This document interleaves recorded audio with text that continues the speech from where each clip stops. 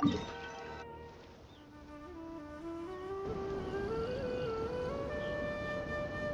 that we made it to Sumeru, our next objective should be to head to Sumeru City and find a way to meet with Lesser Lord Kusanali. And speaking of Lesser Lord Kusanali, even though we haven't heard too much about her, she doesn't seem to be the same deity who abducted your sister. But even so, people call Sumeru the Nation of Wisdom, you know. If we can get a chance to meet the God of Wisdom, maybe she can give us some useful information. But, Paimon doesn't know the way to Sumeru City. Maybe we can climb up to that spot with the statue of the Seven on it. That'll give us a way better view of things. Even if we can't see exactly where the city is, at least we'll be able to check for some smaller settlements nearby.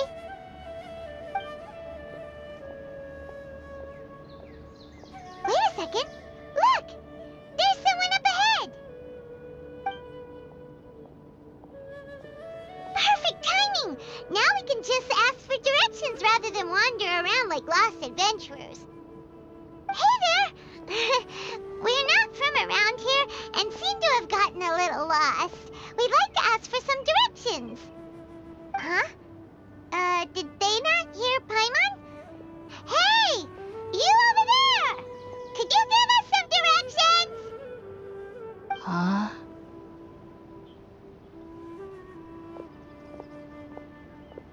What's going on here? There's no way she could have missed that. Wait! Could she be ignoring us? How dare she? Well, even so, she might be heading someplace where we could find other people to ask.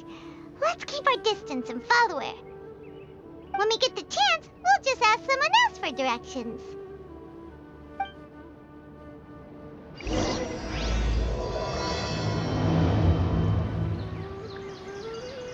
Come on, let's follow her. Just keep quiet. Make sure she doesn't notice us.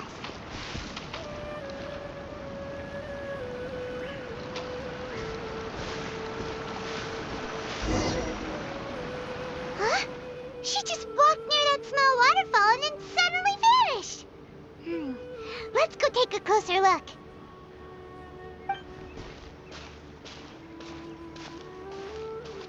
Paimon thought this cave would lead to a village or something, but, it looks like that's not the case.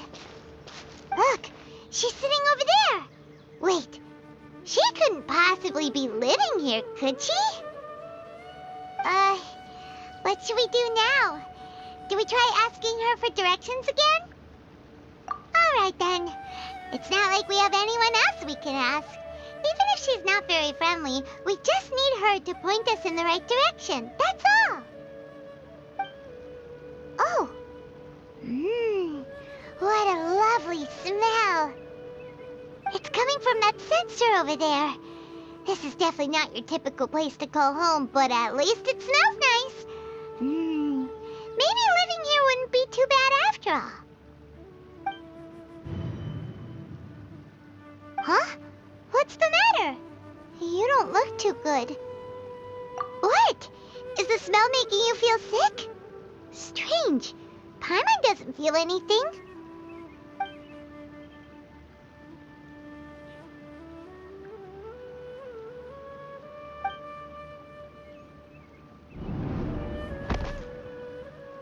What's happening?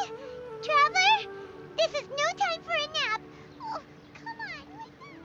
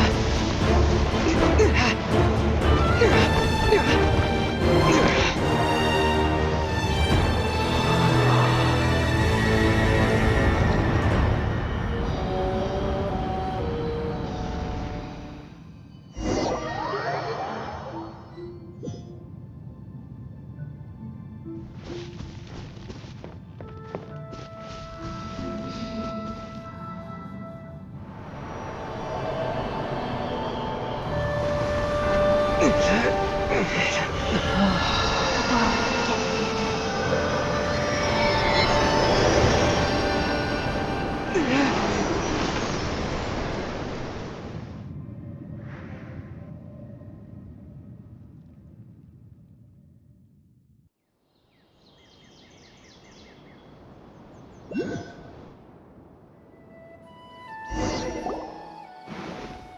you sure it's not serious?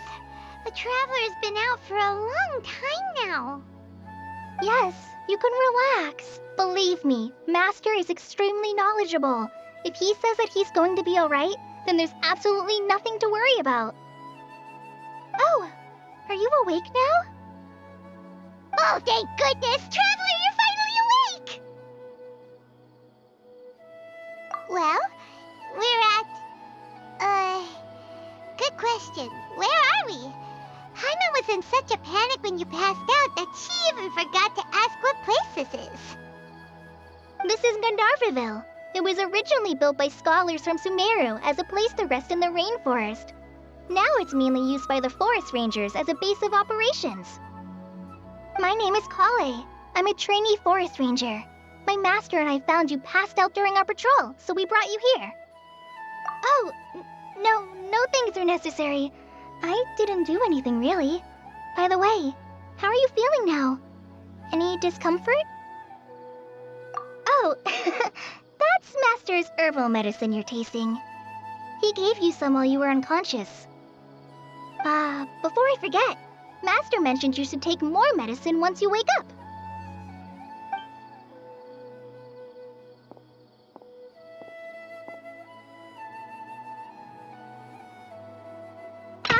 Whoops! Kale, what's the matter? Were you trying to retrieve the medicine? As I've already told you, you must be careful with these. All right, I'll get it for you once I'm finished here. Sorry, Master. Now, the guide to Avidya Forest's edible fungi is clearly posted on our bulletin board. But if Farbode forgets which mushrooms to avoid one more time, I'll have no choice but to leave the guide somewhere a little more visible. Like right smack on his forehead so others can remind him to be careful. Right? This is the second time he's come down with food poisoning this month. I'll be sure to give him a good talking to. Yes, please do. If, on the off chance, Farbode simply enjoys having little imaginary fairies dance before his eyes, then we'll just let him be. But the next time he requires any of our medicine, be sure to charge him accordingly.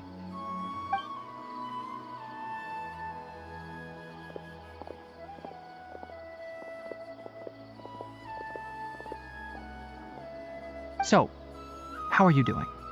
Feeling better? Oh, this is my master, Forest Watcher Tainari. He is chief officer over all the rangers here in Gandharvaville. I already informed Paimon about the reason you fell unconscious earlier, but now that you're awake, let me explain it for you as well. It is common practice for Sumeru scholars of certain darshans to dedicate themselves to training and meditation in isolated areas, particularly the nearby forests. While meditating, they use a certain incense known as spirit borneol to help calm their minds as they enter a state of deep rumination. In hopes of asking directions, you two followed a scholar named Hypatia into her cave. The incense you smelled inside was the spirit borneol I just mentioned.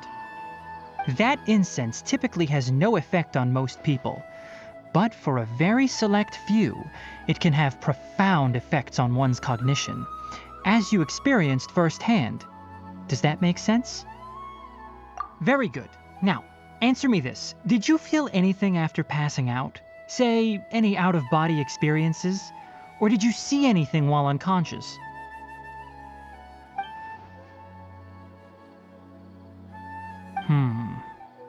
Kale, let the others know to stop bringing their patrol logs here for now. Huh? Why? Because these two will be staying here for the next few days. They can have my room and I'll bunk with Amir. Now get a move on and be sure to do as I've said. Yes, Master Tainari.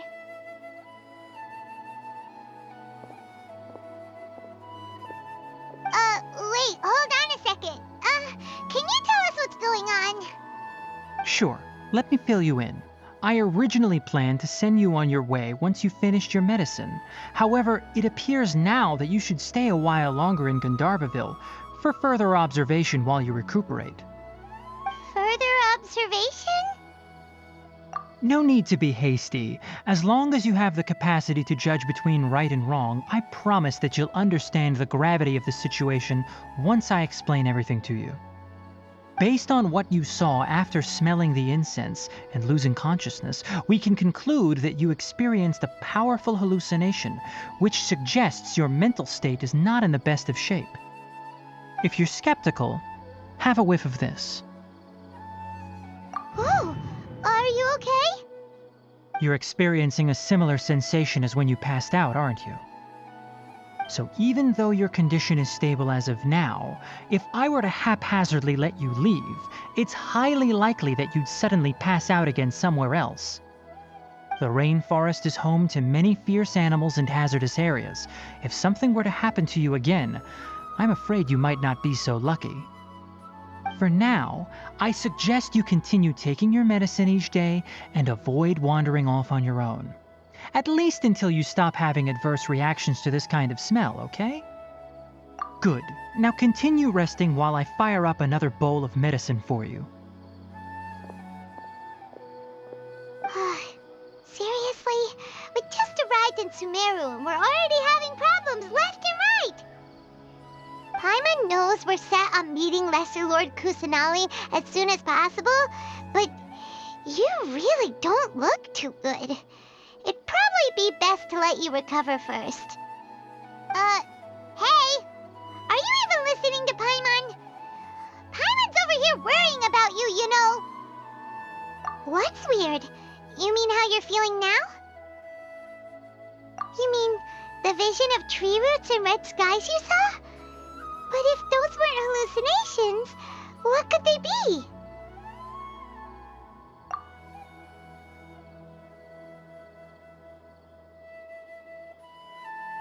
Well, considering how unique you are, Paimon trusts your judgment here. But why didn't you say anything about it to Tighnari? If he misjudged your condition, then there's a chance you could get worse, right? Huh?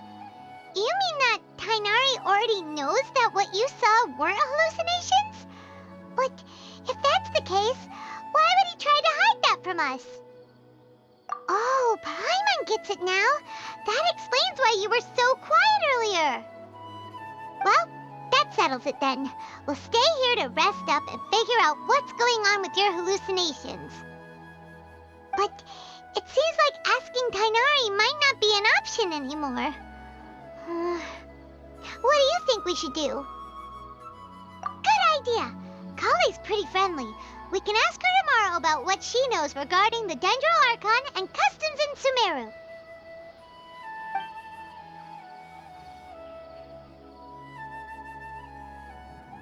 Rise and shine! Come on, it's time to go find Kale!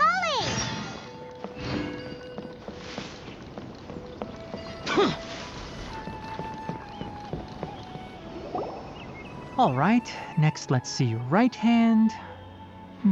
Yes, not bad. But please remember that you still need to be careful. Understand? Yes, I will.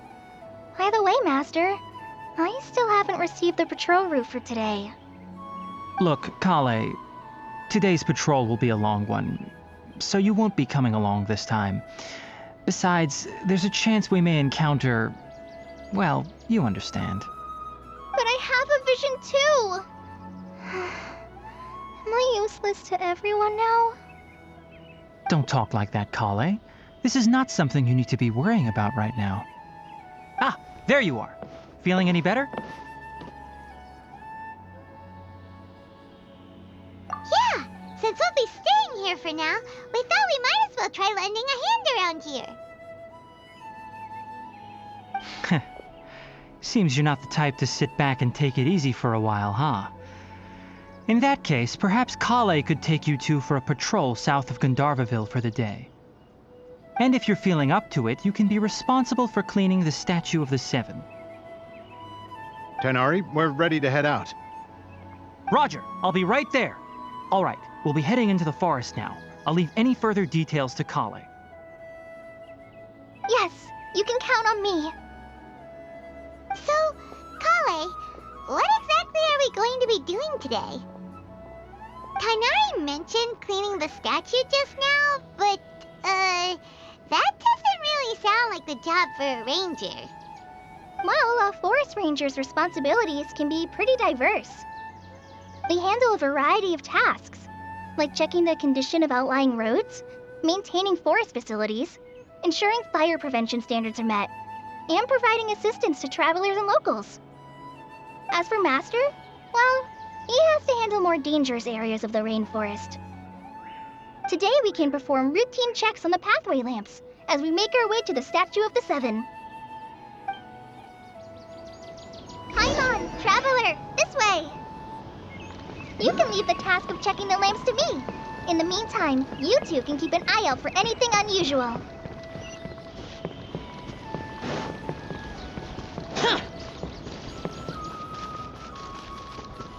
Nothing wrong with these two lamps. Let's move to the next ones. Oh, this lamp seems to be getting a little wobbly. Let me make a note of it. No problems with this lamp. Good.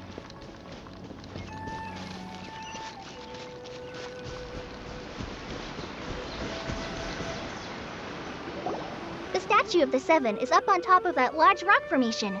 You must have seen it when you came down this road before. It's pretty high up there, isn't it? Don't worry. If you're afraid you can't make it up there, I'm sure Master wouldn't mind if you don't clean the statue. Oh? I guess I'll leave it up to you then. There's not much footing once you reach the statue, so be careful up there. Paimon will fly up with you and help you with those hard-to-reach areas. By the way, Kale, do you know anything about the Dendro Archon? You know, what's she like? That depends. Are you referring to Greater Lord Rukkhadevata or Lesser Lord Kusanali? Huh? Greater Lord Rukkhadevata? Oh, is that the name of the former Dendro Archon? Uh-huh. Greater Lord Rukkhadevata was Sumeru's first Dendro Archon. She created the rainforest as well as the wall of Samiel around the desert. Her works provided a means of peaceful living for everyone. To the people of Sumeru, she's not only a symbol of wisdom, but also of power and kindness. Unfortunately, she disappeared in a great calamity that occurred a few hundred years ago. According to what Master has told me, the sages later found the newly born Dendro Archon and whisked her back to Sumeru. To celebrate the reinstatement of their lost deity, the sages dubbed her Lesser Lord Kusanali and let her reside in the sanctuary of Sarastana. Uh-huh. Then what happened? Well, and then... I'm not too sure what happened, to be honest. Huh? You're not too sure? But aren't you from Sumeru? Yeah, I'm from Sumeru. But... Maybe it's difficult to discuss this topic with strangers. If that's the case, then don't worry, we understand. No, it's not that. I'm not trying to hide something from you. Besides, I don't consider you two strangers. Anyway, you two know Amber, right? Wait, Amber? You mean... Yes, that's her. I once lived in Mondstadt for a while, and she helped me a lot during that time. You could even say that she helped me become a new person. There's no one like Amber. She lives life to the fullest while always adhering to her strong sense of justice. She's ready to answer the call for action at any moment, but is also very understanding of others. She's like the spark that lights the fire in everyone's heart around her. If you ask me, she's a prime example of a true outrider. She's the first person anyone coming to Mondstadt will meet. You can't help but be enthralled by her charm and enthusiasm, causing you to fall in love with the lands of Mondstadt and...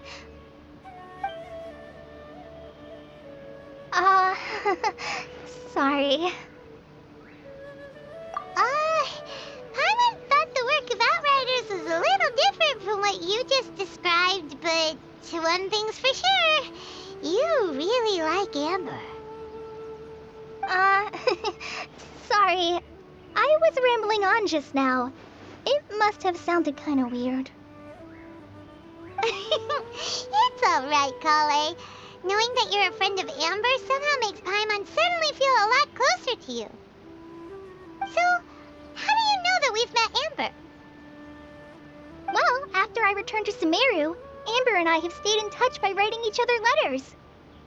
In one letter, she mentioned that Mondstadt was attacked by a fearsome dragon, but the city was saved by a mysterious blonde traveler and their floating companion. I knew you two were the ones she mentioned in the letter the moment I saw you. But, considering everything you've been through that day, I thought it'd be inappropriate to bring it up. Ah, so that's how you knew. Yep, so please know that you two have my complete trust, really. I wish I could tell you more about the Archon, but I have been away from Sumeru for some time, and I haven't read any books. Sorry. That's alright. You've already helped us a lot. We had never even heard of Greater Lord Rukkhadevata or the Sanctuary of Surasthana until you mentioned them. Oh, I'm happy that was helpful. There is one thing I want to ask, though. Why do you two want to know about the Archon?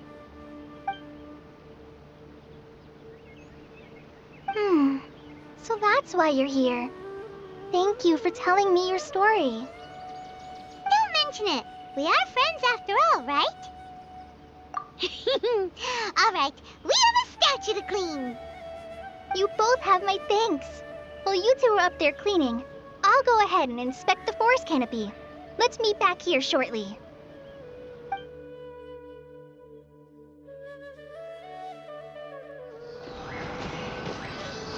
The Archon statue of the Seven is up there.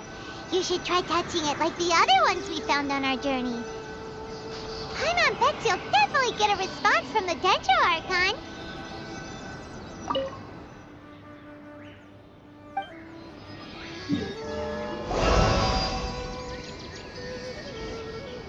Huh. Now that Paimon looks at it, the deity that's carved on the statue is kinda small. Do you think she's supposed to be Greater Lord Rukkhadevata or Lesser Lord Kusanali?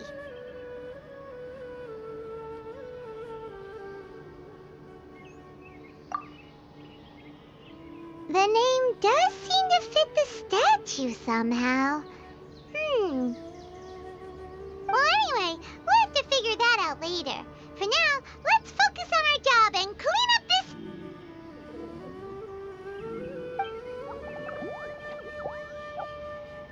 Huh?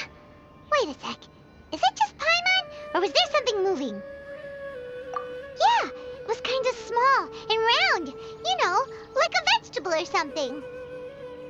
It really freaked Paimon out. Whatever it was, we should probably go and investigate. Actually, on second thought, maybe we should get to cleaning first. Paimon will fly up and take care of the top, and you clean everything below.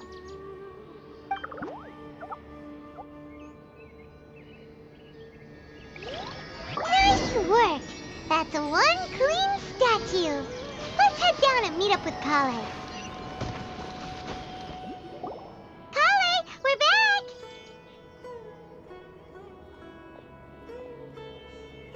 Welcome back.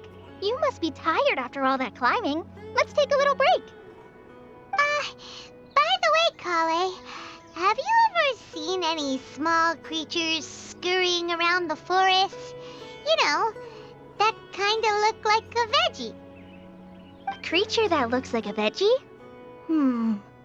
Well, I guess Master would say something like, all plants are living organisms, so they also fall under the category of creatures.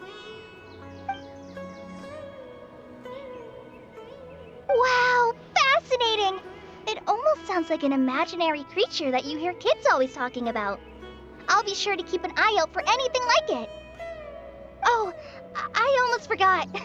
Are you two hungry? I packed some food and water for us. Yay, food! What kind of goodies did you bring? Hey, don't be a party pooper. It's not like Kale is a stranger or anything. Besides, the best way to compliment a chef is to show passion for their food.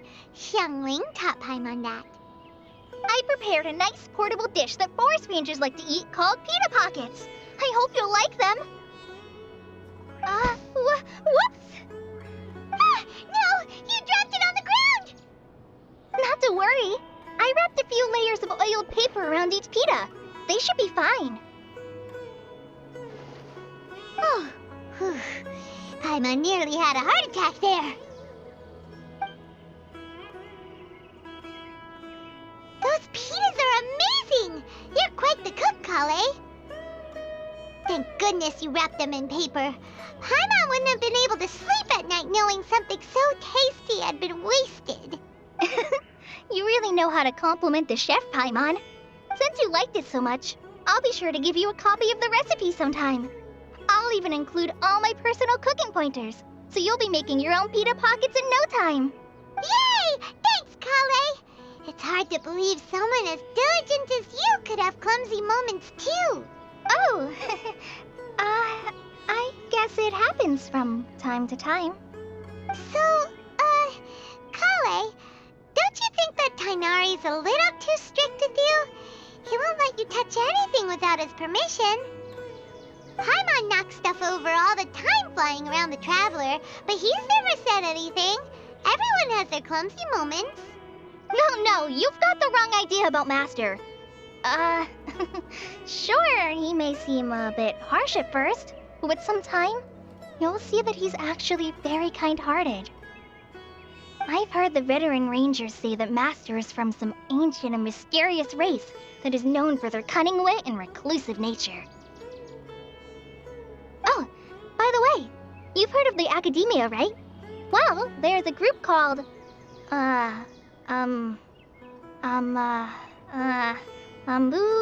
something? Well, anyway, because Master does a lot of research on plants, sages from the Academia have written him many times, inviting him to take up an official position there. But Master declines their offers every time, saying, Sumeru City is too noisy. It'd be bad for my ears. Seems you already know him well. Anyway, I'm sure the sages were not happy about his responses. Master could obviously have a bright future in the Academia, but he insists on sticking to the path of a forest watcher. Every day he helps the locals of the forest and passes on his extensive knowledge to trainees like me. In fact, Master's the one who taught me how to make pita pockets. Really? Paimon would have never guessed that. Oh, speaking of Tainari, he was the one who took care of you after finding you passed out yesterday. He even carried you all the way here. Paimon's still kinda upset, though. He kept scolding Paimon the entire way here. Oh no, I'm sorry. Master might have been overreacting a little. But, it's mostly because Paimon wouldn't stop yelling, Why, oh why, is he going to die? It probably started to get under Master's skin after a while. Hey! Don't laugh! Paimon was genuinely concerned about you.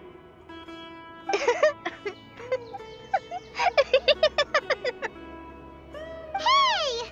Now even Kale's starting to laugh. Ugh, that's it! Paimon won't forget this! It's time for some Paimonial wrath! No! Don't touch me!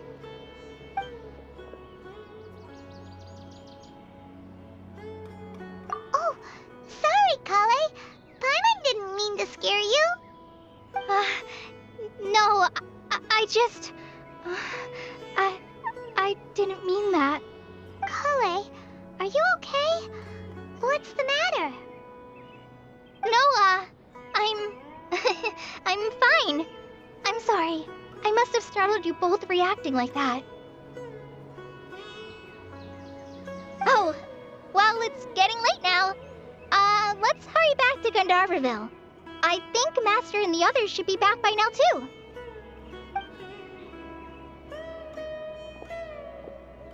Huh? What was up with Kale just now? And why is she in such a hurry all of a sudden? Look, she's practically running back. Paimon can't even see her now.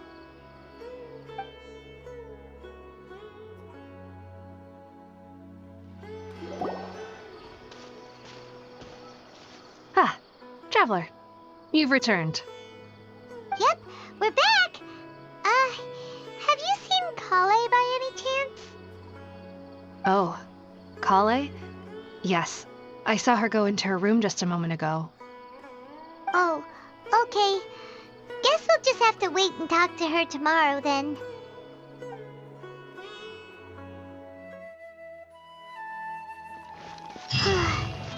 Paimon was thinking all night about what happened with Kale, and still can't figure out what the problem might be.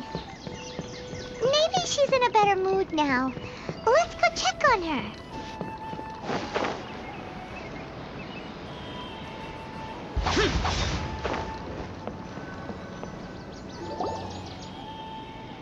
Ah, it's you two. I was just about to go look for you. Huh? Tighnari? What are you doing here? Where's Kale? I came to check on Kale's condition. To put it simply, she's not well. You mean she's sick? How could she be... Oh, wait a minute. Could it be because of what Paimon did yesterday? No need to worry. Something as small as you could never harm her. This sickness is something that Kale has been dealing with for some time. Kale has been more excited than usual since you two arrived. A little too much so, to be honest. She hasn't remembered to take care of herself. I suppose it's understandable, though. She hasn't been around anyone she considered a friend for some time now. It must have been refreshing for her to have you two here. So, Tighnari, what's really wrong with Kale? Let's take this conversation elsewhere. Kale just fell asleep after taking her medicine. She needs some peace and quiet.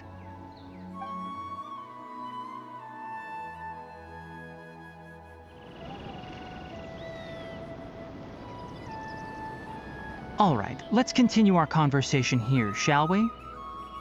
To be honest, I hadn't realized that you're that honorary knight from Mondstadt until Kale told me just now. I've also heard all about your deeds in Liyue and Inazuma. So, just to clarify, what I'm about to tell you about Kale is not because of who you are or your past feats. Instead, I am going to tell you because... well, because Kale asked me to. And honestly speaking, I was against Kale revealing her past to you. But she insisted, saying you two treated her with sincerity and as a friend. So now she wishes to reciprocate the gesture. So, Tighnari, what exactly is wrong with Kale? You said this is something she's been dealing with for some time. Just how serious is it? Right. Ever since she was a child, she's been afflicted with a disease called Elazar. Elazar? Yes, it's a disease unique to the lands of Sumeru. It is characterized by dark and hardened scales that form on the body. At first, the afflicted may only feel mild numbness on the affected area of the skin. However, as the disease progresses, one may begin feeling fatigued and even experience peripheral paresthesia. In its final stages, the disease strips a person of the ability to control their own body, and they effectively become completely immobile. That sounds terrifying. Wait, hold on. So when Kale seemed to be acting a little clumsy earlier, it was because... Correct. That would be the effects of Elazar, which is precisely why I do not want her carrying or holding anything, lest she ends up hurting herself. With appropriate treatment, the disease can be effectively controlled before it progresses to a more serious stage. However, there is unfortunately still no true cure for Elazar. Nevertheless, Kale's mother still hoped that there was something out there. She handed Kale over to an organization known as the Fatui after one of their members lied and said they had a cure. What? The Fatui? Ah, it appears you are already familiar with them. That'll save me some explanation. Anyway, the person who eventually rescued Kale and brought her to me for care said that she had been given to a harbinger known as the Doctor. I have no idea how this doctor managed to do it, but her case of Elazar was completely stable for all the years that Kale was with them. However, Kale's days with the Fatui were anything but pleasant. Kale is a resilient individual and always tries to appear cheerful, but her experience with the Fatui has left deep scars. Even now, she can still feel deathly afraid of someone touching her. Oh, Paimon had no idea Kale's been through so much suffering. Oh, by the way, Paimon, Kale wanted me to tell you that she's sorry for scaring you yesterday. She also wanted both of you to know that she's sorry for hiding her illness. She doesn't need to apologize. None of this is her fault at all. Well said. I hope you'll get a chance to tell her that in person the next time you see her. Kale once thought that it would be impossible for her to have any real friendships. I trust that you two will never let my trainee experience such emotional pain again. Don't worry, Tainari. We'll take good care of her. Well, it's not too serious at this point. She overexerted herself the last couple of days, which is what led to her breakdown this time. As long as she has taken her medicine and gets plenty of rest, she should get better. Though, I must admit that Kale's condition was much more stable when she first arrived here in Gandharvaville. She was interested in the work of the forest rangers the moment she saw us. I could see that she was serious about learning, so I felt compelled to ask her to join us. Her stamina has gotten much worse recently. Though a moderate amount of physical exercise is always necessary, I'm afraid the long-distance patrols are a little too much for her now. All right, now that I've told you about Kale's past, I think I'll head into the rainforest to find some ingredients needed for her medicine. I'll see you two later. Yeah, we'd like to do something to help Kale too. All right, but I must warn you two. The rainforest is a dangerous place, especially for someone who's still recovering like the Traveler. You must follow closely and listen to every instruction. No problemo. Let's go then. We'll be looking for a plant known as lunar lotus. It's often used to help those afflicted with Elazar recover their energy. Hey, Tainari? Where exactly are we going to find this plant? Lunar lotus can be found all over the rainforest, but it often grows right here around Gandharvaville. Given the name, it sounds like we should be looking for it in the water. You are correct. Lunar lotus grows in the water. When fully matured, they look like giant blue flowers floating on the water's surface. Quite an attractive species, if you ask me. The large petals are actually the plant's leaves and sepals, which surround a very small flower. You should note that many of the plants found in Sumeru have names that are contrary to their species. Take the Kalpalata, for example. The plant is not a lotus at all, but rather a vine. And then there's the Sumeru rose, which is not a rose, completely contrary to its name. Oh, huh. Okay then. Note to Paimon. Never bring up the topic of flowers with Tainari.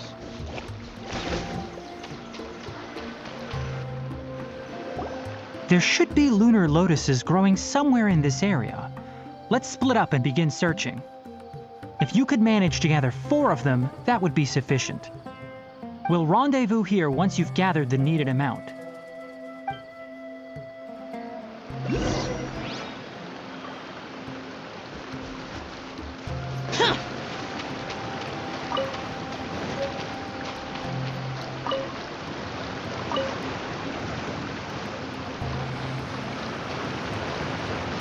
Alright, we've gathered enough lunar lotuses. Let's head back to meet Tainari. Hey, Tainari! We found the lotuses you requested. Let me take a look. Good, very good. These are all excellent quality. I'm quite glad you two came along. Your exploration experience helped save me a lot of time here. It seems we even have enough time to stock up on some other things I need. Hey, Tainari! Oh, Tainari, someone's calling your name. They're dressed like a forest ranger. Ah yes, that's Amir and the others. But didn't they just set off not too long ago? What are they doing back so early? Let's go find out what's going on.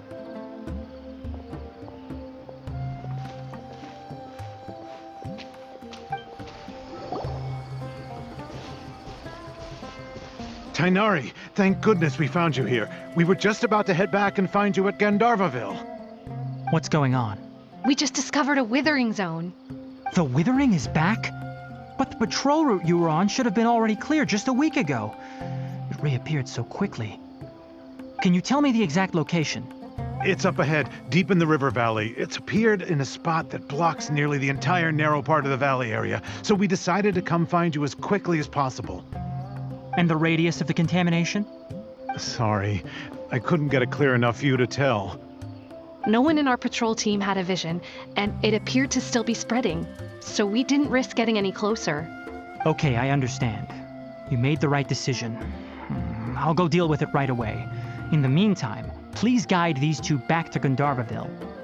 Wait, Tainari, why don't you let us help you? You two have only just arrived in Sumeru. You're still unfamiliar with many things in these lands. There's a unique type of anomaly that occurs in the Sumeru rainforest. It's called the Withering. The affected areas not only cause nearby vegetation to wither, but it's also lethal to wildlife and even people. If you don't carry a vision, then you should think twice before approaching such places. Yes, Amir is absolutely right. I wasn't kidding when I said the rainforest is a dangerous place. As Amir said, only someone with a vision, that is, the power to manipulate elements, will be able to resist the Withering's corrosive effects for a time. That's right. If any of the forest rangers without a vision come across a Withering zone, we first make a record of the location and then have a ranger with the proper abilities deal with it, like Tainari here. Only someone with a vision can venture within a Withering zone and find a way to deal with it. But you don't seem to carry a vision. Don't worry, he may not have a vision, but he's a real pro at using the power of the elements. It seems the rumors about you are true. In that case, all right, you two may accompany me. We typically only teach visitors how to identify the Withering as they're about to leave Gandharvaville. We'll make an exception today and show you what it looks like up close.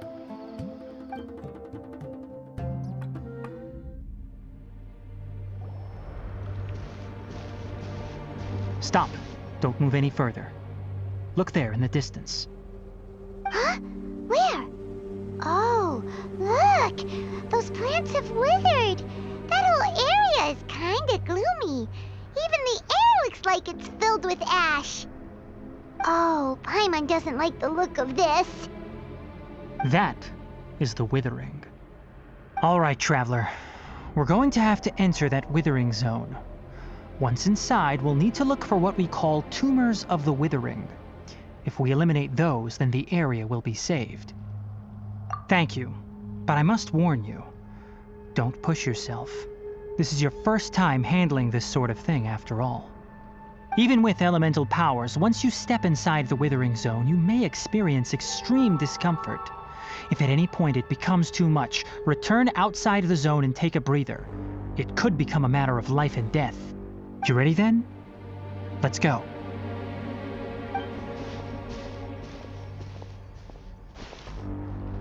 First, we must locate any branches sustaining the Withering zone.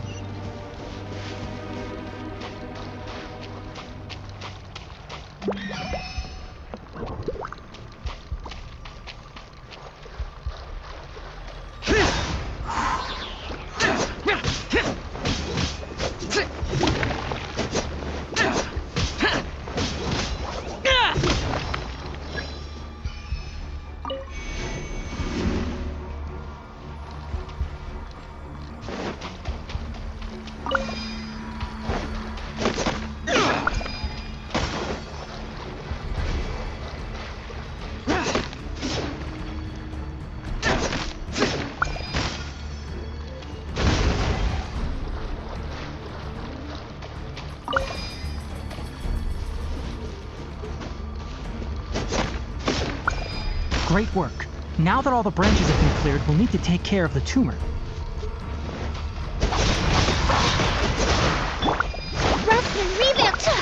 My apologies. Now, destroy the tumors of the Withering.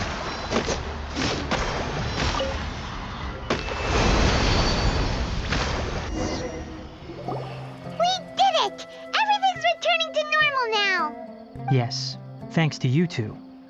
We were able to quickly restore this area back to normal. Tainari? You make it sound like we did well, but why does Paimon have the feeling you're worried about something? It's that obvious, huh? Alright, it's like this. Recently, the rate at which the Withering Zone appears has been increasing. Even though we were able to quickly clear that Withering Zone, it won't be long before another one appears. If that simply meant more work for me, then that wouldn't be an issue. But it's far more severe than that. The Withering is leaving lasting effects on the rainforest itself. For instance, even though we cleared out the Withering Zone, many of the plants that were affected will not recover. This presents a crisis for the ecosystem itself. Many plants in the rainforest are already in decline, directly impacting the wildlife that depends on those plants. And most disturbingly, as the appearances of Withering Zones have started to increase, Kale's case of Elazar has also become more serious. Huh? Well, why's that? I'm still not sure of the exact reason. However, I've received word from acquaintances at the academia that similar cases are being reported for patients with other conditions. No, none that we know of. The Withering has been recorded in Sumeru for millennia. It's said that it originates from the depths of the world. By the way, have you heard of Irminsul before? Irminsul is a tree located deep beneath the surface. Although it isn't like any tree we know in a biological sense, you can basically think of it as a large tree that grows downwards rather than upwards. I'm sure you've heard of ley lines, right?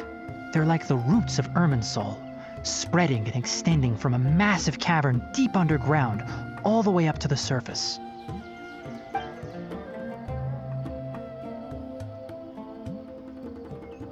Ley lines continually absorb the memories of this world, which are then funneled into Irminsul, allowing it to collect knowledge and wisdom from ancient times to present day. The Dendro Archon is known as the God of Wisdom because her consciousness is directly connected to it. It is also said that the Dendro Archon's power is a manifestation of Irminsul. And as for the Withering, its emergence is related to a disease that's affecting it. That's right. My ancestors learned of this from Greater Lord Rukkhadevata's familiars a long time ago. But even those mysterious creatures did not know of a cure for Irminsul. I'm afraid we Rangers will be battling the Withering Zones here for a long time until a cure is found. Alright, that's enough on this topic for the time being. Now that we've taken care of things here, it's time for us to head back to Gandharvaville.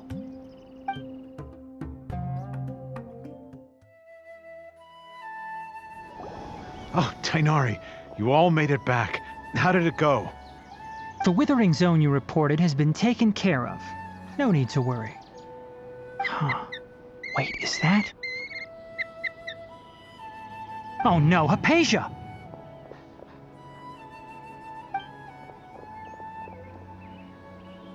Huh? What's wrong, Tainari? This Duskbird is Hypatia's designated courier for urgent news. You do remember her, don't you? She's the scholar you and Paimon were following when you first arrived in Sumeru. Oh, her? How could we forget? So did something happen?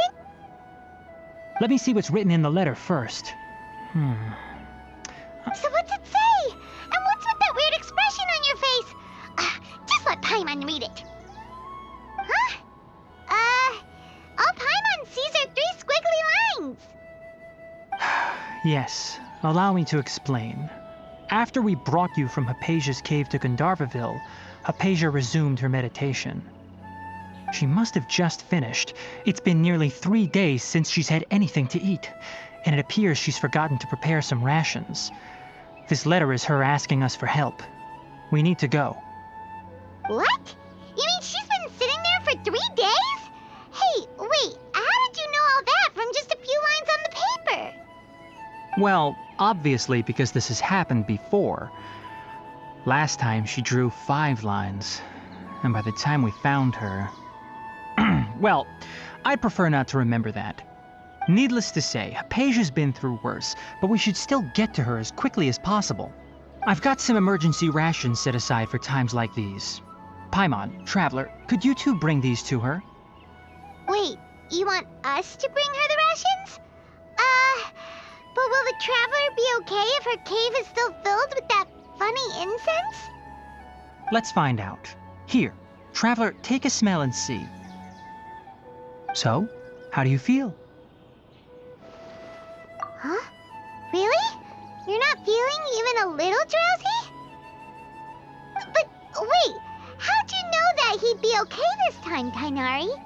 Back when we were clearing the Withering Zone, I observed that he could adeptly manipulate the Dendro element.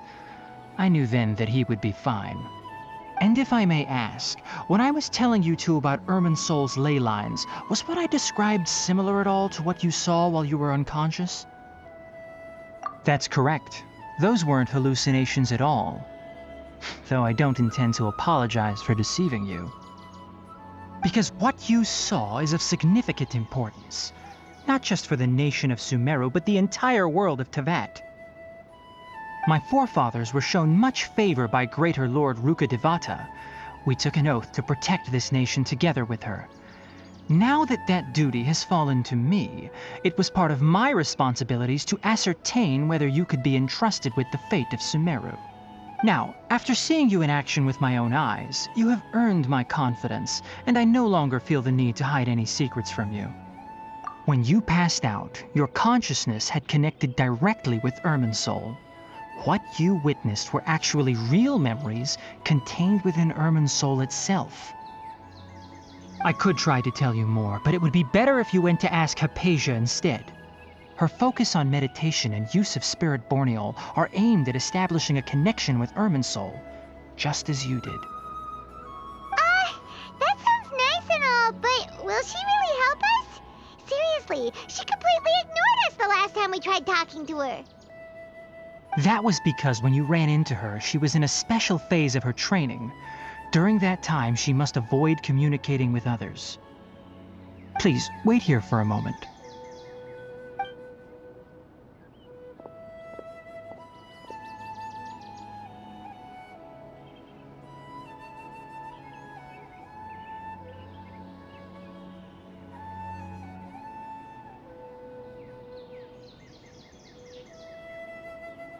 Here, take these. It's a meal I packed for Hypatia, as well as some other ingredients. I'm sure it'll come in handy.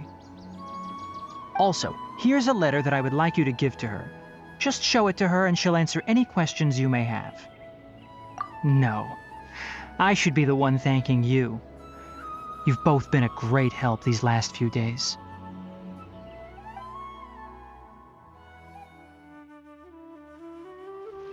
Hypatia should still be in the cave.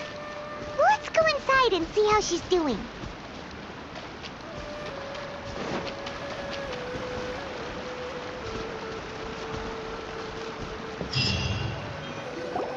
Hello? Hypatia? Hey, there's nobody here. Maybe she went out to look for some food. Let's try looking around the area.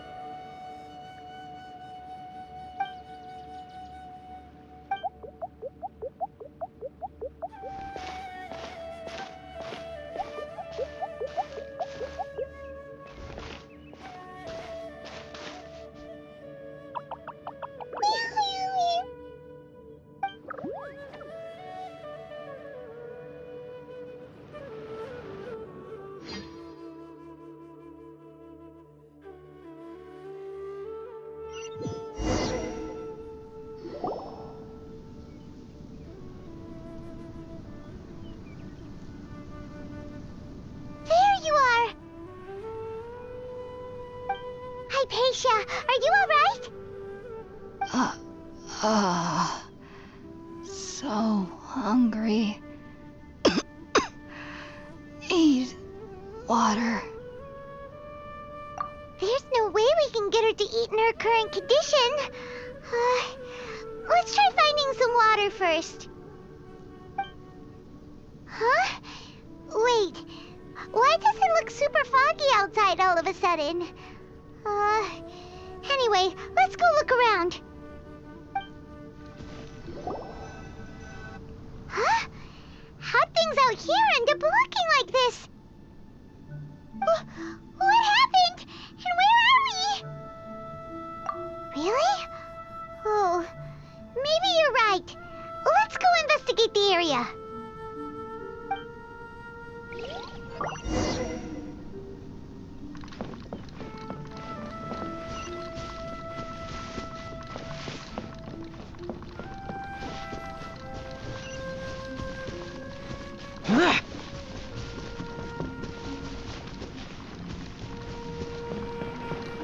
Wow, this place is huge! Paimon knew there's something off about that cave. Let's think of a way to get over there and have a closer look. Who knows? Maybe we'll find a lead of some kind.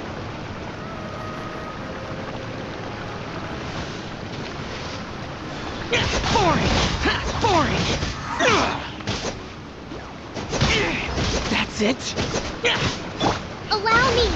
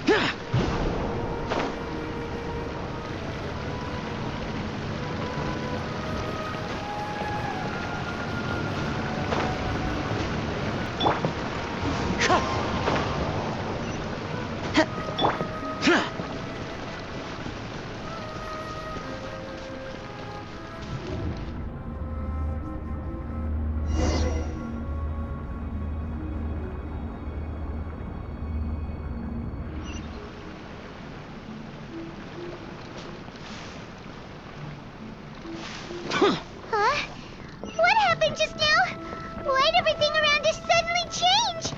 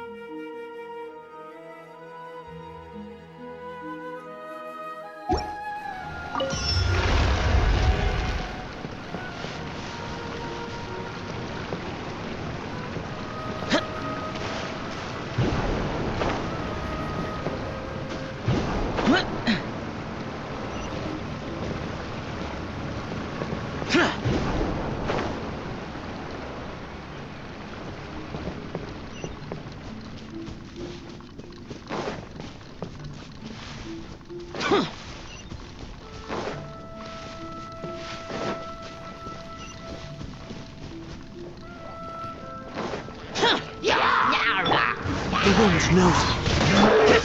Useless. Boring.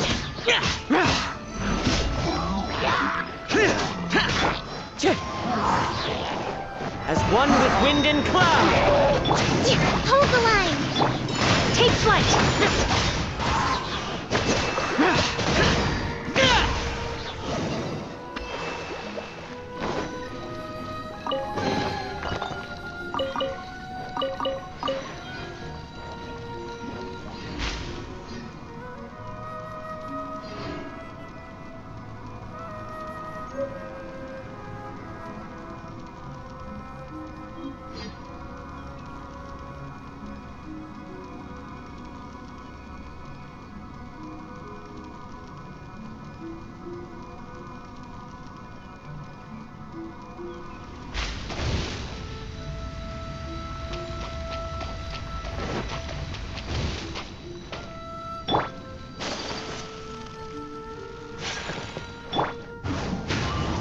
follow the wind.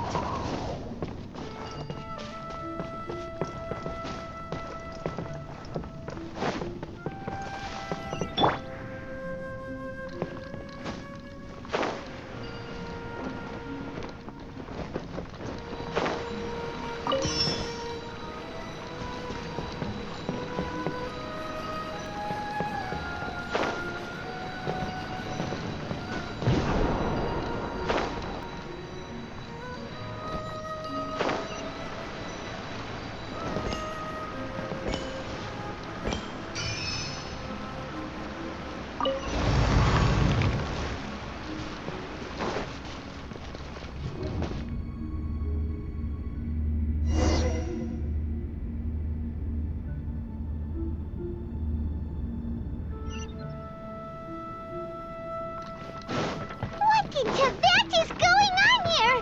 This place is getting weirder by the minute. Hey, what's the matter? You don't look so good.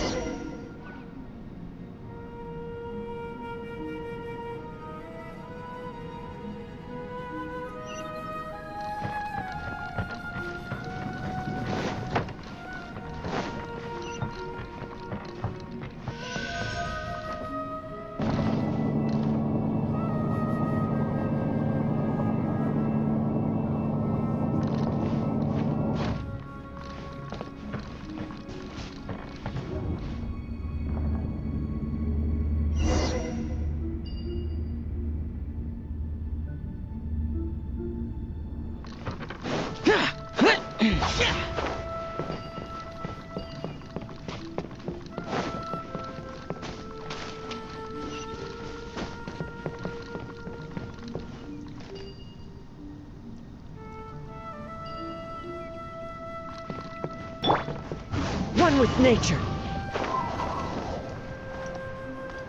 Piece of my home.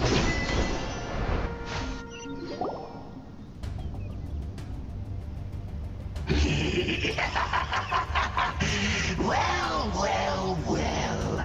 Looks like we meet again, traveler. The Abyss Herald! What are you planning to do in this strange place? Strange place. Plotting. You needn't worry about such things. They don't concern you. Bow before the abyss! Boring. Roughly rebuild. Just unthinkable. Sakura swirl. My apologies.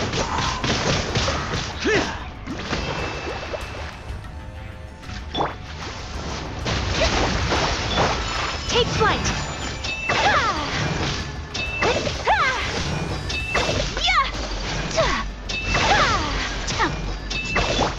Boring. Huh? Why can't we beat this guy? Oh, Paimon doesn't get it! We've faced others like him before! What's wrong this time? Traveler, though you may have managed to avert countless crises before, your good fortune was bound to end sooner or later. It's time you realize how weak and powerless you really are. Your sister. Oh, pitiful traveler. Are you really so ignorant? Or are you just living in complete denial? Her Highness has long since forsaken you. Your meager existence in her eyes is that of an annoying bug, only to be stepped upon.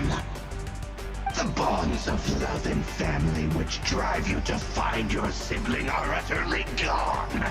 Your journey is meaningless. But don't you fret now. Today will be your last. Now die!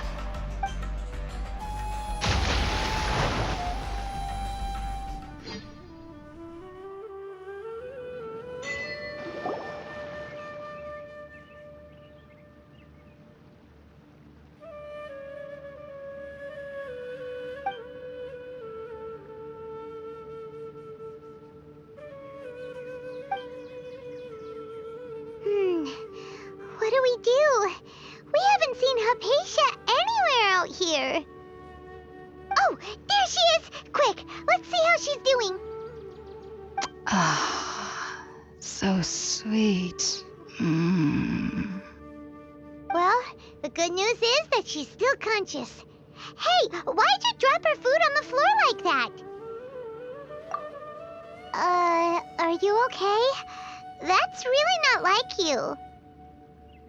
Anyways, we can talk about this later. We better make sure she's alright first.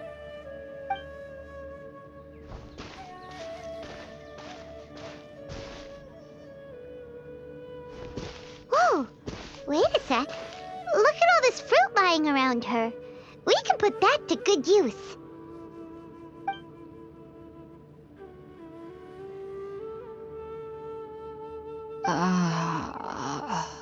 Who is there? Tighnari, is that you? Huh?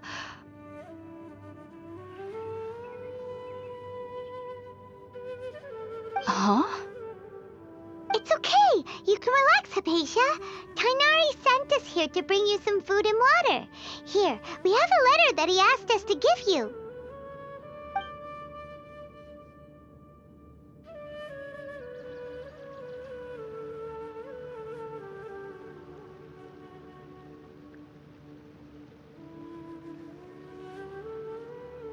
I see. So, you're friends of Tighnari. I apologize for all the trouble I've caused you. I'm grateful that you came so quickly to save me. You even brought all this fruit. Well, actually, we didn't bring the fruit. It was already here when we arrived. We were kind of wondering about that, actually. When we found you here, there was all this fruit lying around and even some juice dripping from your lips. How did you end up like this anyway? Oh, really? I seem to understand now. All the fruit was likely from my, neighbor. Must have come by and saw me like this. Your neighbor? You mean there's someone else living nearby? Oh? So you're able to see them too?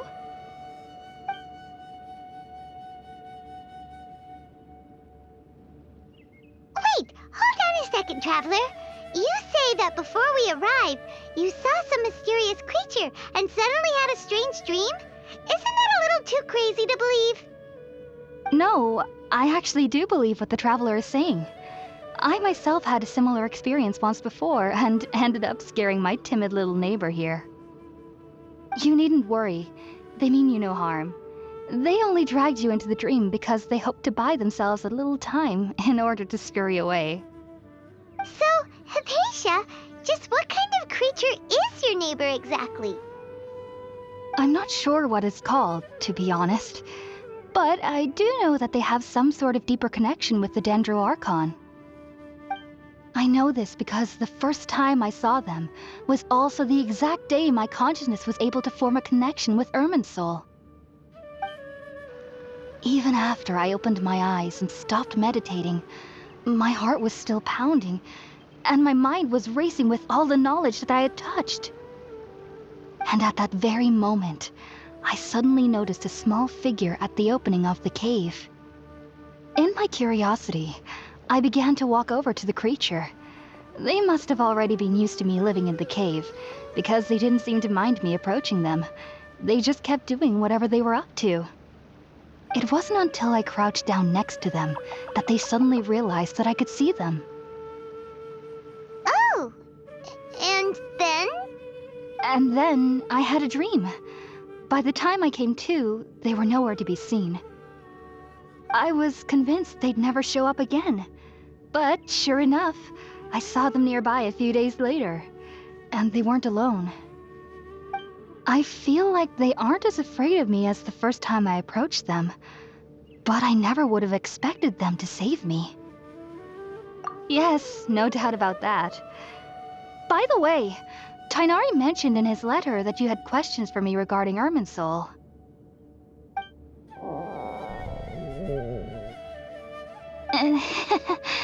Sorry about that. Sounds like just drinking juice still isn't quite enough for my stomach. Well, if somebody hadn't dropped the food earlier... Anyway, looks like we'll need to prepare something ourselves. Besides, Paimon's getting hungry too. Let's eat first and talk about Irminsul later. Alright, we're up, Traveler. Today's menu will feature Sweet Madame and a radish veggie soup. You'll love them, Hypatia. They're our specialties after all. Sounds good. I've never tried any dishes from other nations before. I certainly look forward to it. It's been so long since I've had a decent meal, too. To be honest, the last time had to be when Tighnari came to visit.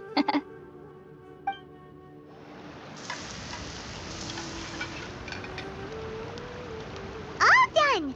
Let's use the empty box that Tighnari gave us since we already washed it. Oh, it smells amazing! And the box is a nice touch, too! Let's go serve this up and start eating with Hypatia! Are you already finished cooking? Smells delectable. I'm truly thankful whenever I can enjoy a proper meal like this. Cooking really isn't my forte.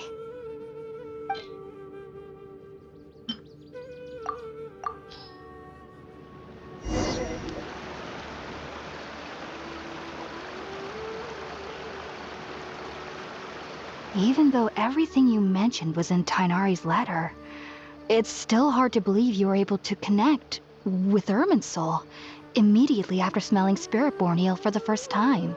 It took me nearly 3 years before I could do so. And everyone at the Academia even lauded me as a genius. You should know that some researchers spend their entire lives without ever successfully connecting with Irminsul as you have. So why does this incense allow people to connect to Irminsul? The ingredients used to make Spiritborn Ale primarily consist of plants created by Greater Lord Rukkhadevata. These special ingredients are conducive to heightening our senses to the Dendro Archon's power. Since the root of the Dendro Archon's power lies within Irminsul, we can occasionally tap into her powers to peer into the depths of the earth. Naturally, anyone who can establish a connection with Irminsul in their first ever attempt must be a person of great understanding. Makes sense. But Paimon's got a question. Why was he sensitive to the smell of those plants for such a long time? That was primarily due to his body's unique constitution. Stimulated by the incense, he could perceive the Dendro Archon's power and experienced a sensory overload, hence the adverse reactions. Taking in any scent similar to the ingredients of Spiritborn Ale would cause adverse effects. Not to worry, though. It appears you've already fully recovered. Technically, your body should still be sensitive to the powers of the Dendro Archon, but unless you're using intentional meditation techniques, the scent of Spiritborn Ale should no longer trigger such reactions. Whew. Well, that's a relief. I must admit, I am quite envious of your abilities. Even if it meant suffering from pounding headaches for the rest of my life, I'd consider it worthwhile so long as I could connect with Irminsul at will. Whoa, you're really serious about this whole thing, aren't you? I am a researcher after all. As a member of the Ritaoist Archon at the Academia, my main area of research is the stars and their connection to the fate of living beings. But there is still so much we don't know, especially regarding the mysteries that lie in the starry skies. Which is why I must turn to the all-knowing Irminsul for answers. If only my perception wasn't so limited. Unfortunately, I cannot guarantee that my every attempt to attune with Irminsul will be successful, or that doing so will leave my consciousness intact. I am currently in the stage of training known as Satyavada life. Many researchers in Sumeru have lost their minds while seeking to attune with Irminsul during this stage. Sages have said that Irminsul contains divine knowledge, and touching such knowledge without the proper preparations and abilities will only lead to one's mind caving in on itself. That's why we meditate alone. We need to ensure that our minds will be calm while minimizing the possibility of involving anyone else. Whoa, so knowledge from Irminsul can be super dangerous. Aren't you afraid of the risk, Hypatia? Of course I do. Especially during nights that are pitch black with no moonlight, and dead silent without even the sound of insects. However, I've been feeling better as of late. I don't get as scared anymore knowing that I have a little neighbor living nearby. I believe that being able to see them is a sort of blessing from the Dendro Archon. But what's strangest of all is that they're clearly an envoy of the God of Wisdom herself. And they have the curious power to make people dream. What's so strange about that? It doesn't sound so out of place for a divine being, does it? Well, it's strange because nearly nobody in Sumeru can ever dream. Oh, is that true? Yes, well, to an extent. Only children can dream in Sumeru. Adults, however, never do. The sages say that wisdom implies rationality, but that which occurs in dreams is often neither rational nor logical. Yes, if one struggles with anxieties, those emotions could influence their dreams. The fact that the people of Sumeru do not have dreams is seen as a blessing by the sages. They believe that Greater Lord Rukkhadevata, the God of Wisdom, is keeping us away from the foolish delusions you encounter in your sleep. I was born into a family of scholars in Sumeru City. Ever since I was a child, my parents would always tell me that I'll know I've grown up once I stop dreaming. I studied hard, enrolled as a student in the academia, and went on to become a researcher. Sure enough, I never dreamed again. But then, on the day I scared the little Aranara, I suddenly saw a dream again. It was incredible. Though I don't exactly remember what I saw, I clearly recall the feeling. I suddenly felt like I was a child again. Back then, I was foolish and ignorant as any youth would be, but I was free of fear. Maybe dreaming isn't as bad as we've made it out to be. Just be sure not to speak of this if you travel to Sumeru City. They'll look at you as if you've lost your mind. So, do you have any thoughts about the things he saw when he connected with Irminsul? Sorry. I'm afraid I don't have any answers as of now. All I can say is that what you saw is a memory contained within Irminsul itself. World Forget Me. What could that possibly mean? If only I could ascend past Satyavada life and begin Paripurna life, I might have some more answers for you. If you two are ever in the area again, please be sure to come and see me. There's no need to be thanking me. You two are my saviors. Besides, I'm already looking forward to tasting some more of your cooking.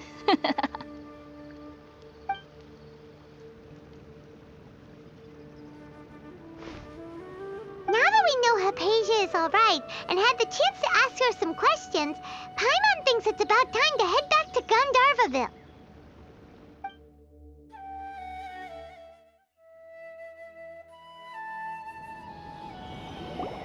Think about it, Tainari. Refusing to join is tantamount to burying your head in the sand. I understand that you're a forest watcher and that it's your duty to combat the effects of withering zones. But isn't it evident that such work is not a lasting solution to the problem? As Sage Kage clearly stated, your presence and guidance in Sumeru City is pivotal in finding a cure for Irminsul. How could you possibly refuse? Keep your emotions in check, Ghulam. Let's at least listen to Tainari's reason for declining. We're here to invite him to the Academia, not to cause a scene. Sage Kage, I am truly honored that you came here in person, but I'm afraid I must still decline your invitation. I am merely a forest watcher. How could the great minds of the Haravatat have any need of someone like me? Well, it turns out that your refusal letter had some implications on your master's reputation. He is a renowned sage of the Immorta, after all. So now I've come here in his stead. I see. Huh.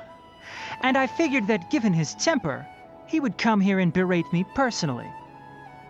Tainari, your master is an integral part of this effort, and now he requires your assistance.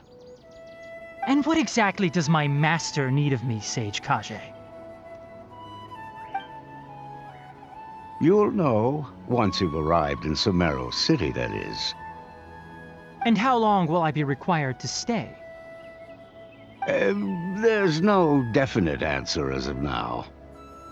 Do you mean to tell me that despite coming all the way here to Gandharvaville, you still can't answer the questions I laid out in the letter to my master? If that's the case, then I'm afraid I cannot give you a definite answer either. Tighnari, but you... So be it. Come, Gulam, we're leaving.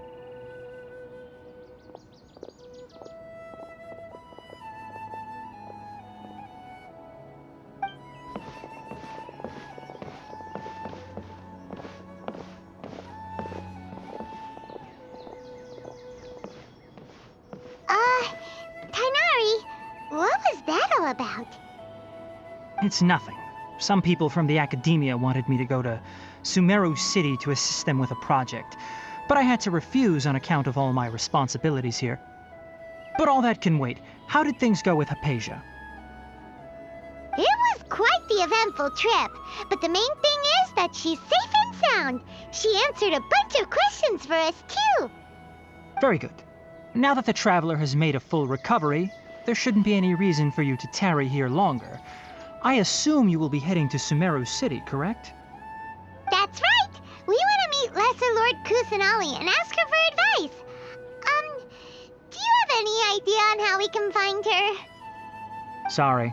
I'm afraid I don't have any advice for you there.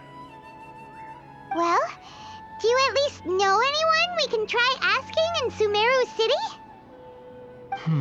Let me think. My trips to Sumeru City have been fairly short, and most of my acquaintances are researchers. How about this? I'll write you a letter of introduction that you can give to a researcher I know. He's from the Amurta Darshan and is adept at gathering information. Asking him might prove worthwhile. Also, when you enter Sumeru City, you'll probably end up receiving something like this item here. I'm not sure if it will ever come in handy for you, but maybe you can give it a try. Oh? What is it? It's called an Akasha Terminal. It's a tool produced by the Academia that utilizes the legacy of Greater Lord Rukkhadevata. Some say that this very item is the basis of Sumeru's reputation as the City of Wisdom. Needless to say, this device and its usage fall under the Academia's expertise, so I'll leave it to them to show you how to use it. Great! Next up, Sumeru City! But wait, before that... That's right! Tighnari, we have something important to say to Kale before we leave. Is she doing better now? Yes, she's doing much better. After being confined to her bed all this time, I thought a little walk would do her some good. Last I saw her, she was taking the path towards the North Crossing. She knew you two would be leaving soon, so she must have wanted to see you off. Thanks, Tighnari. All right, let's go! Farewell, and good luck to you both.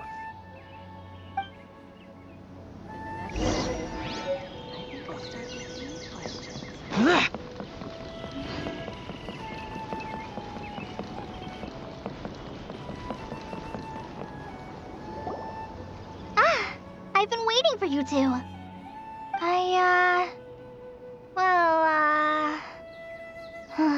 Never mind. I guess I should just wish you two a safe and successful journey. Thanks for waiting here just to see us off, Kale. We're headed to Sumeru City.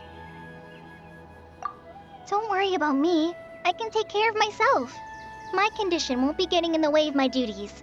I want to be a forest ranger after all. It's up to me and the others to protect the rainforest here. And, I'm sorry. I should have told you both about my condition when we first met. I just wanted you two to treat me as a normal friend, not some girl that needs your sympathy. But I guess now I understand that the most important thing is for friends to be genuine with one another. There's no need to apologize, Kale. We should be thanking you for trusting us enough to be your friends and sharing your past with us. We're probably still gonna worry about your condition, but that's because we're friends and we care about you. Thank you. That means a lot. Before you leave, I have something for you. Oh? What is it? It's my recipe for pita pockets. I told you that I'd give you a copy, remember? My handwriting is a little, messy, so please don't laugh. Yay! Thanks, Kale. Now we can eat those scrumptious little pitas whenever and wherever we like. I hope that whenever you eat them, you'll both remember your time here in Gandharvaville. Well then, I, Trainee Forest Ranger Kale, bid you both farewell. Please visit Gandharvaville again. The Rangers will always be ready to assist you here.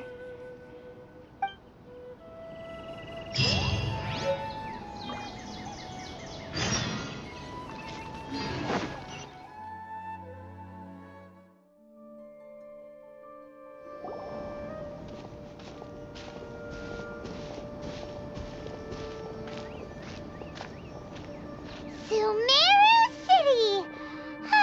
We finally made it! Oh, did you see that? When those people entered the city, something on their heads lit up.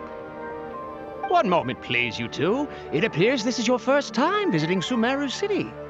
Oh, yeah, that's right. But how did you know that? Because there's currently no information on either of you in the Akasha.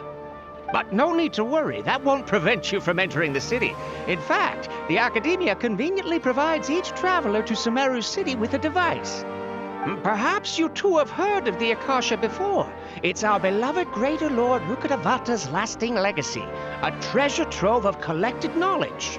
After centuries of tireless research on the Akasha, the Academia created one of its most ingenious inventions, the Akasha Terminal.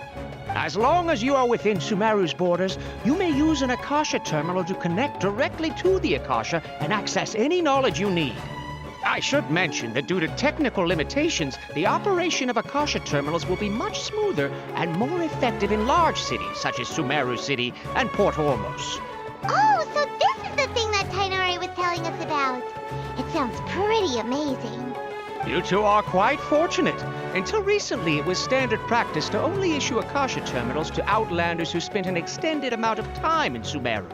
However, this policy was recently changed, and now all travelers are issued one upon arrival. Here are your Akasha terminals. Please handle them with care.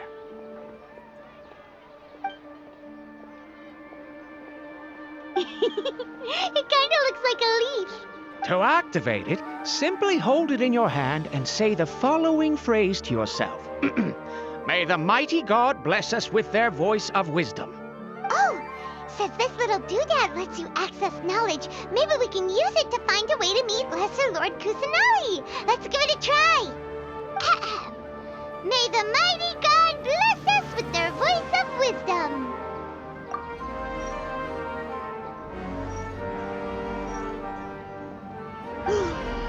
Whoa! Just now, something clicked, and Paimon suddenly knew how to use this thing. It seems all we need to do is concentrate on what we want to know, and bam! You get it. Oh, that'll come in real handy. Exactly. That is the power of the Akasha. And with that, let me officially welcome you both to Sumeru City. May the wisdom of the Dendro Archon always be your guide. Okay, now that we're in, we can check the Akasha about Lesser Lord Kusanali. Let Paimon try. 500 years ago, the sages found a newly born deity from within some scorched ruins. The deity now resides in the sanctuary of Suristana. Seems pretty similar to what Kale was telling us. Okay, next, let's concentrate on asking how to meet her.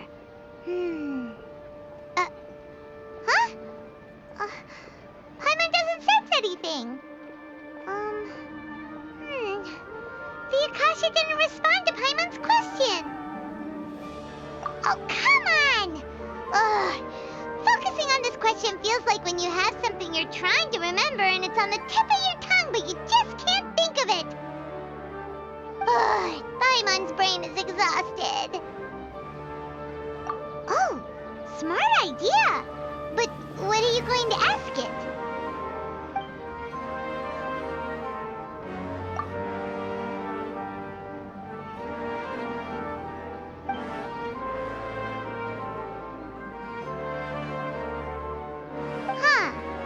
Could it be because we're Outlanders, and we've only just arrived in Sumeru? You know, maybe we're not qualified to receive an answer to this sort of question or something.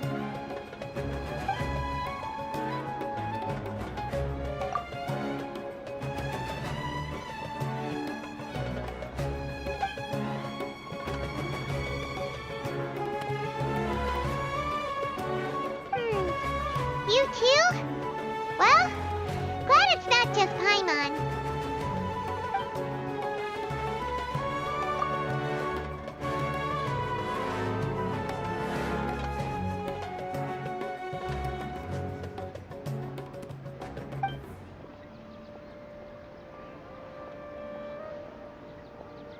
Uh-oh. Paimon's getting all teary-eyed all of a sudden. It feels like the people of Sumeru really miss their Archon.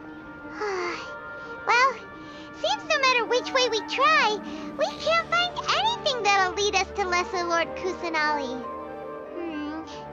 Guess our only choice now is to try meeting with the researcher that Tighnari recommended. He's from Sumeru and even has a position in the Academia. Maybe he'll be able to access more info from the Akasha. Let's see. Tighnari wrote an address on the letter's envelope. Oh, it's not far from the city's gate. Let's head over and have a look. Hopefully he's at home. Hello, are you Rohawi? Yes, that's me. Can I help you? Great! You see, Tighnari sent us here and... What? Tighnari? Please, there's no need to say anything, really. Sure, I admit that the article I published last month wasn't my best work, and maybe the data didn't produce the most convincing results, but... Here! This is a letter from Tighnari! Oh, let me see... Oh! Ooh, what a relief. You two nearly scared the life out of me. So, you two just have some questions for me? Seems even Tighnari acknowledges my innate ability for procuring information. So, what is it you two would like to know? We want to meet with Lesser Lord Kusanali. Do you know a way we can do that? You mean you want to meet the Dendro Archon herself? This isn't exactly my area of expertise, but let me see what I can find in the Akasha.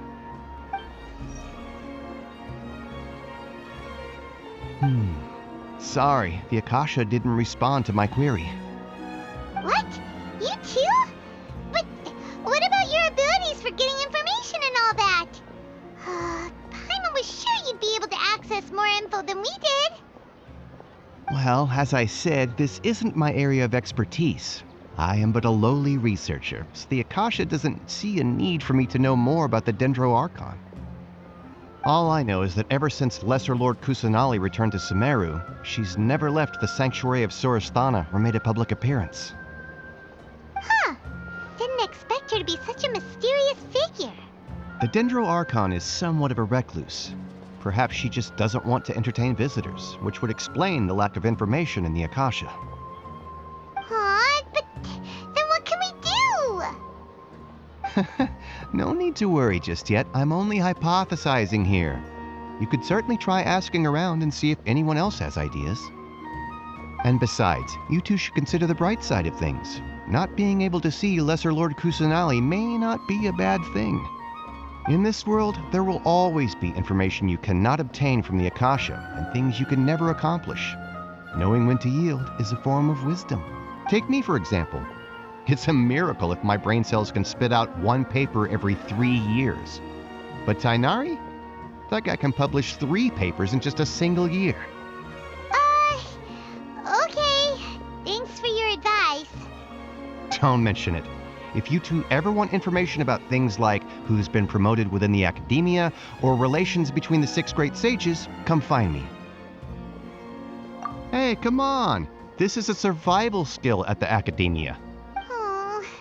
Paimon's expectations were pretty low, but this is so low it's like digging holes in the dirt. So what do we do now? Even if we want to talk to someone, we don't know anybody here. Huh? Like who? Oh, you're right! Catherine! The Adventurers Guild has its own intel network! work! Let's hurry and find her!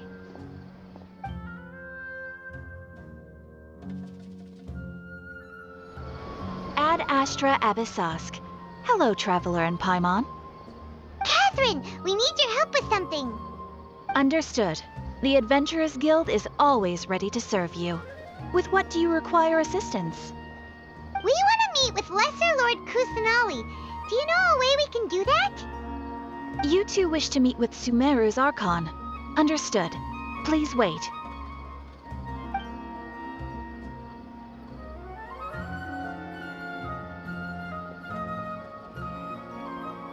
I apologize, but I am unable to call up any relevant information in the Akasha. I'm also unable to locate any pertinent information in my personal memory. Aww, another dead end. Well, if Catherine can't help us, then we really don't know anyone else to ask now. Please do not worry. I may know of someone who can help you two. In Sumeru, the Adventurers Guild does not serve as the vanguard of information. Rather, there are numerous active mercenary groups collectively known as the Eremites. They take on various contracts and work all across Sumeru, so they naturally accrue intelligence. An Eremite brigade called the Corps of 30 is in charge of Sumeru City's defenses. Not only are they the oldest brigade, but they are responsible for managing and coordinating the affairs of all other mercenary brigades. Corps of 30? What a weird name. Supposedly, they are named as such because their ranks numbered 30 at their inception. Asfand, an advisor with the Corps of 30, maintains good relations with the Adventurers Guild. Though he's already retired, he and his words carry great weight within mercenary circles. If you'd like to get in contact with him, you can find him at the Corps of 30's headquarters, the Citadel of Rexar. You're welcome. I wish you two the best of luck. We look forward to your exploits in Sumeru. All right, off to the Citadel of Rexar we go!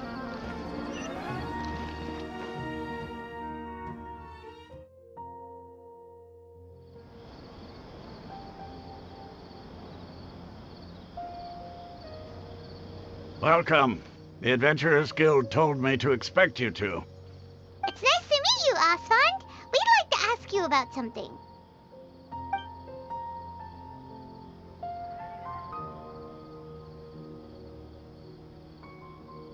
I see. So, Catherine's the one who sent you this way.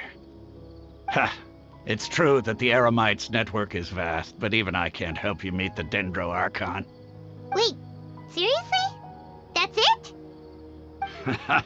Afraid so. The Eremites aren't terribly religious, so we don't know much about divinities. As far as the Akasha goes, we can access even less than you. We originally came from the desert. The gods there died off long ago. Since those days, we've used our own two hands to carve out a living. We don't beg gods for their aid. It isn't just us, though. If you ask me, I think most in Sumeru aren't interested in Lesser Lord Kusanali. Oh? Why's that? Just take the Academia, for example. They're the ones who truly rule Sumeru. Although they believe in gods, most of them only care for the late Greater Lord Rukkhadevata. In their eyes, she was the one who founded Sumeru and gifted us with the Akasha. Lesser Lord Kusanali just happened to inherit her legacy. Because of the Academia's influence, most citizens are more familiar with Greater Lord Rukkhadevata and hold her in greater esteem.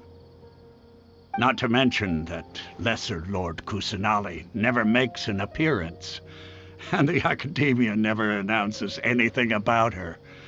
As far as the people of Sumeru are concerned, she's just a god that exists. And that's all. Really? Aw.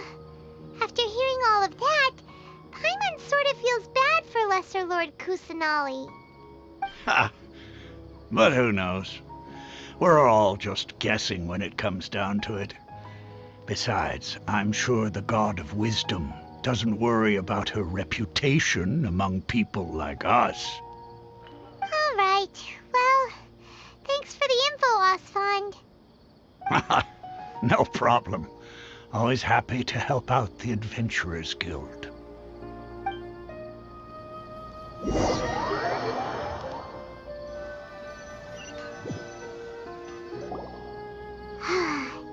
Seems Osfond was right about most people's attitudes here.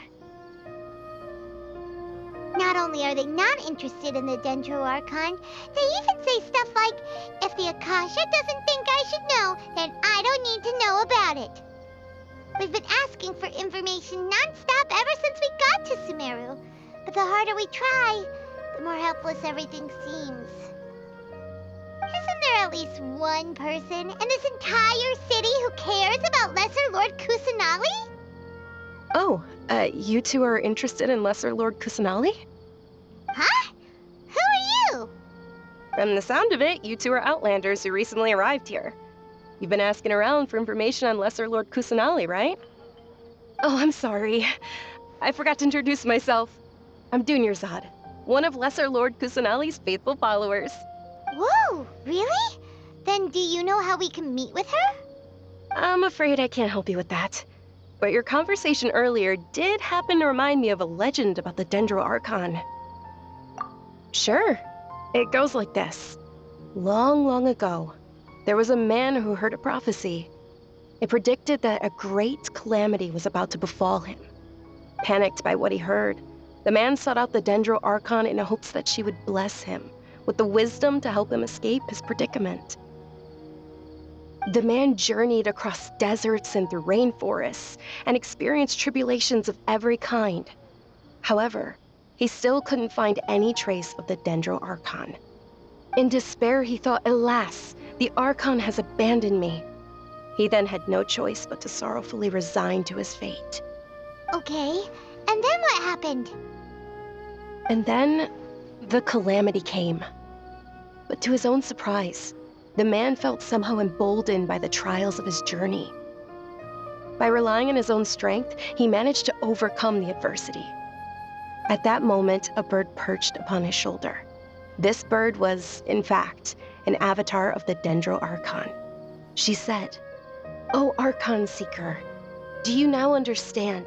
She and her wisdom have long been found by you. Along your journey, we were in every flower and blade of grass, every ray of sparkling sun, and every breath of dancing wind. So long as you continue to think and ponder, we'll be wherever you go." Yeah, thanks for the story! Paimon feels all warm and fuzzy inside after that. In a way, it seems like this story is also one of the Dendro Archon's avatars.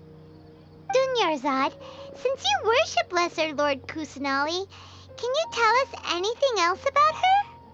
Of course. So did you two know that, I'm terribly sorry, but it seems something's come up now. Let's chat another day.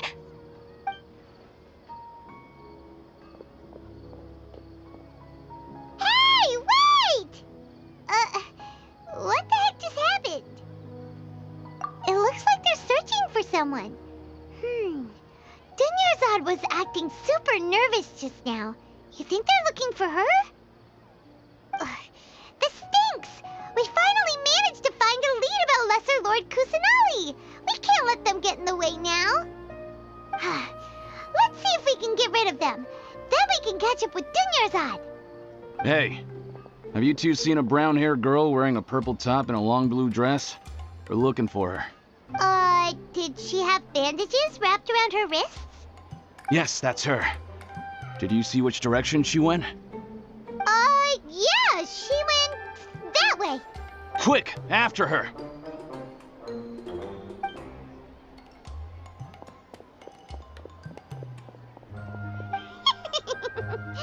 That should keep him busy for a while. Let's hurry and find Dunyarzad.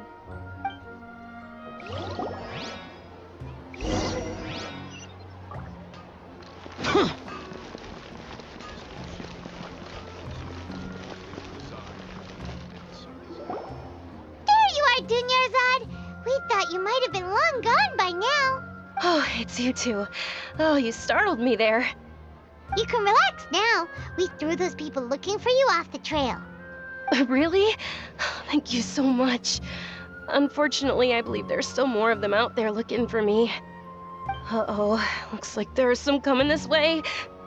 Huh? More of them? Then what are we standing here for? Run! No, wait, my body isn't in the best shape. It's difficult for me to run. Okay, sounds good. There's a tavern on the other side of the port we can go to. They probably wouldn't expect me to hide in a place like that.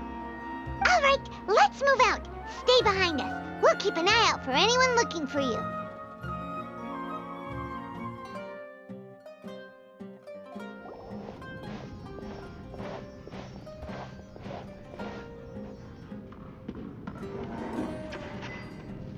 We made it. Oh, they shouldn't be able to find us now. Wait, stand down, Dia.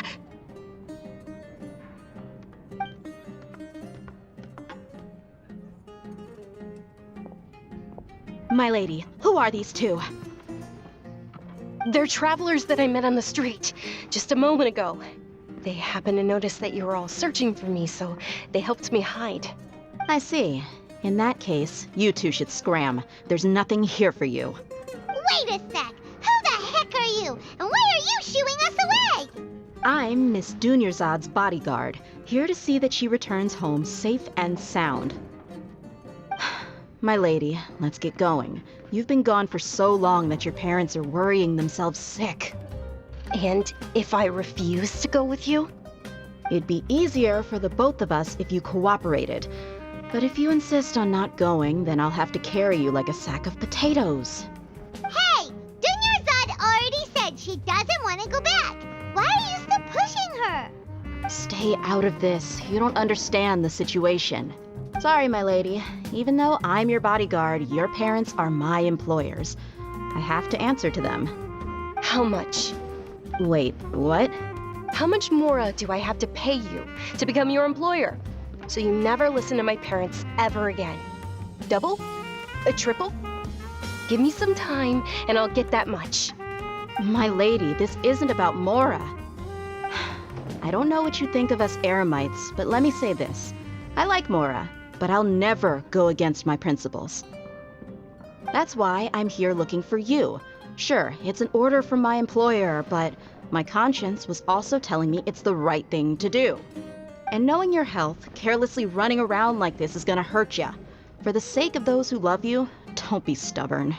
No, you're wrong. I'm aware of my limits and I know what I'm doing. Honestly, the only people being stubborn right now are my parents.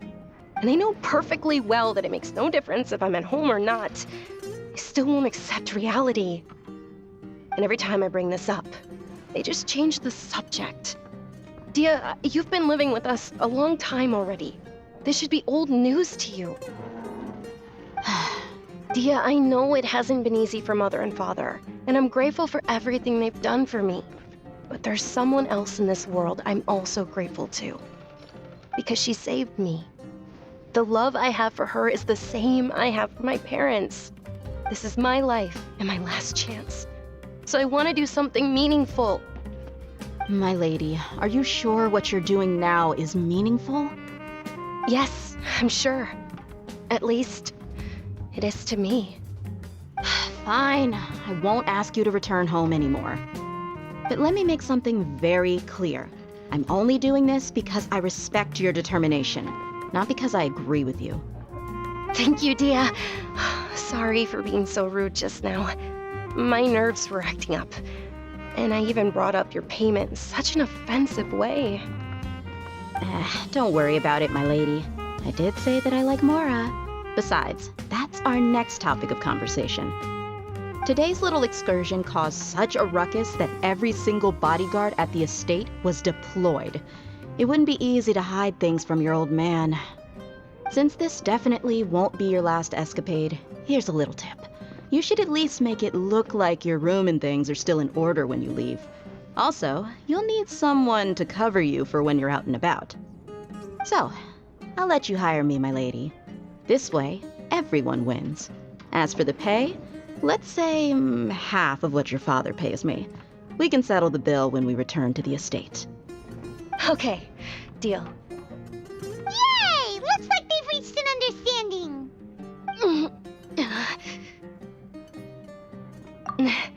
I'm fine, really.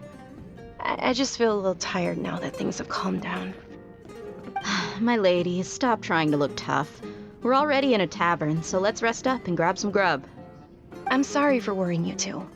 If you don't mind, I'd like for you to join us. Sure! After you rest up, we want to hear more about Lesser Lord Kusanali. Crazy adventures back in the day. Ha! Well, if it isn't Dia. Haven't seen you in nearly half a year. Word on the street is that you're a bodyguard for the Homayani family now. Ha!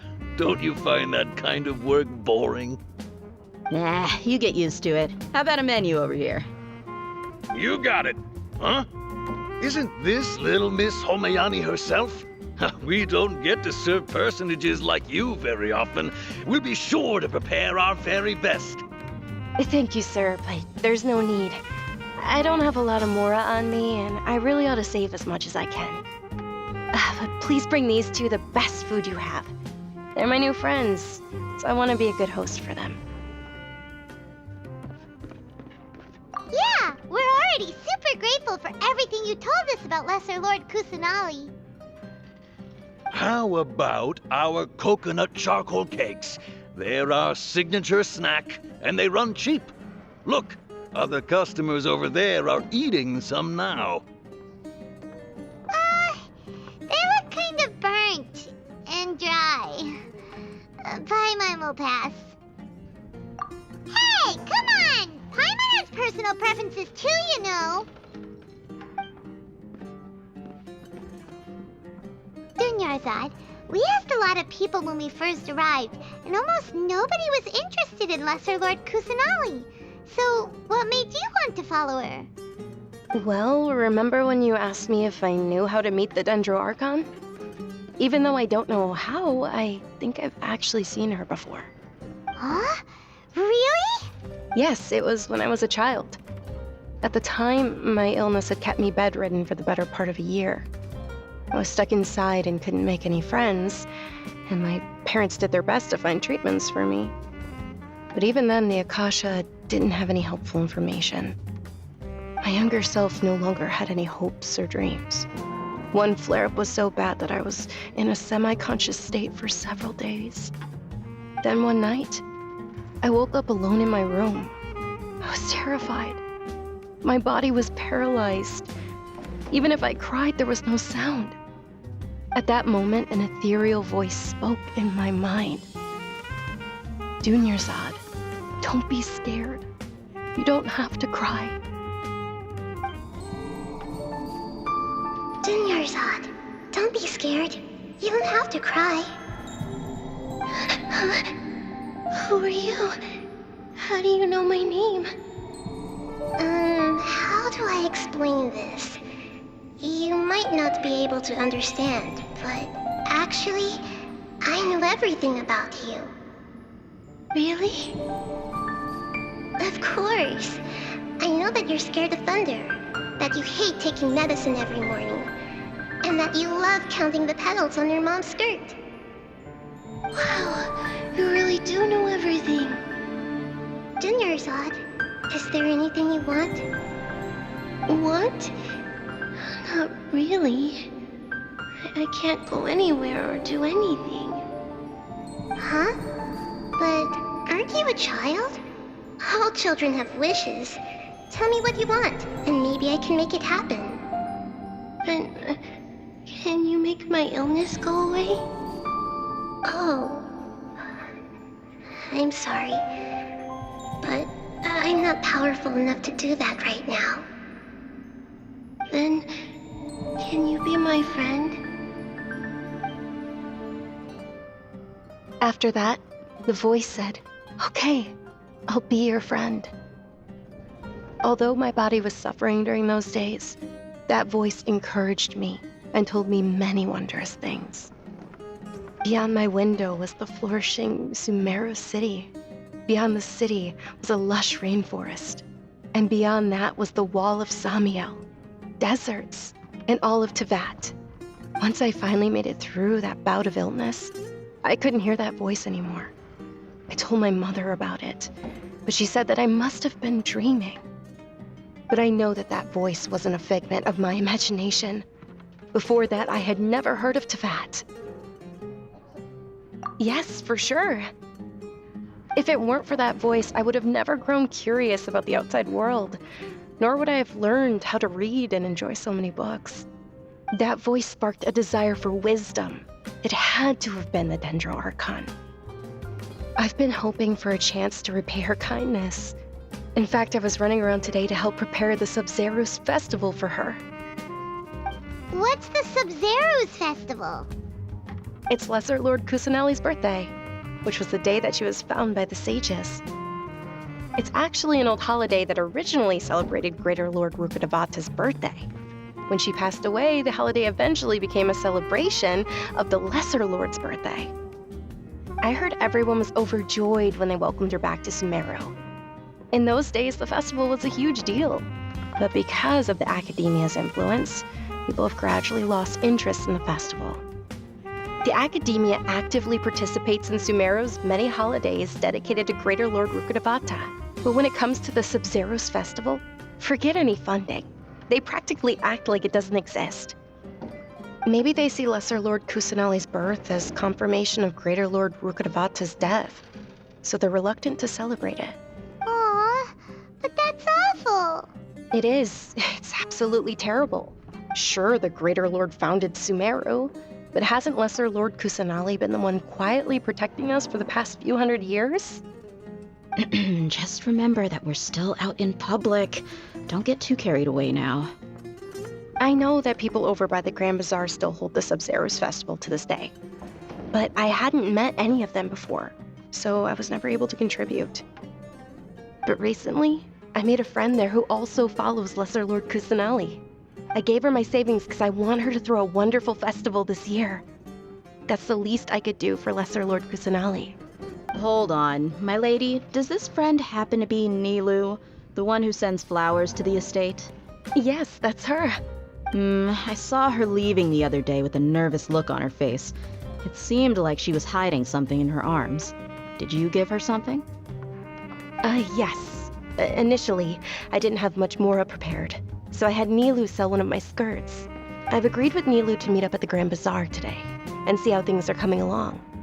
Dia, would you accompany me? Sure. That's quite the trip, though. I'll carry you. No, that would be too much, even for you. You might as well just accept the lift. If I let you walk, who knows how long it'll take us. And if anything happens to you, then I'd really never hear the end of it from your father. But of course. Nilu will be thrilled to hear there are more people interested in Lesser Lord Kusanali.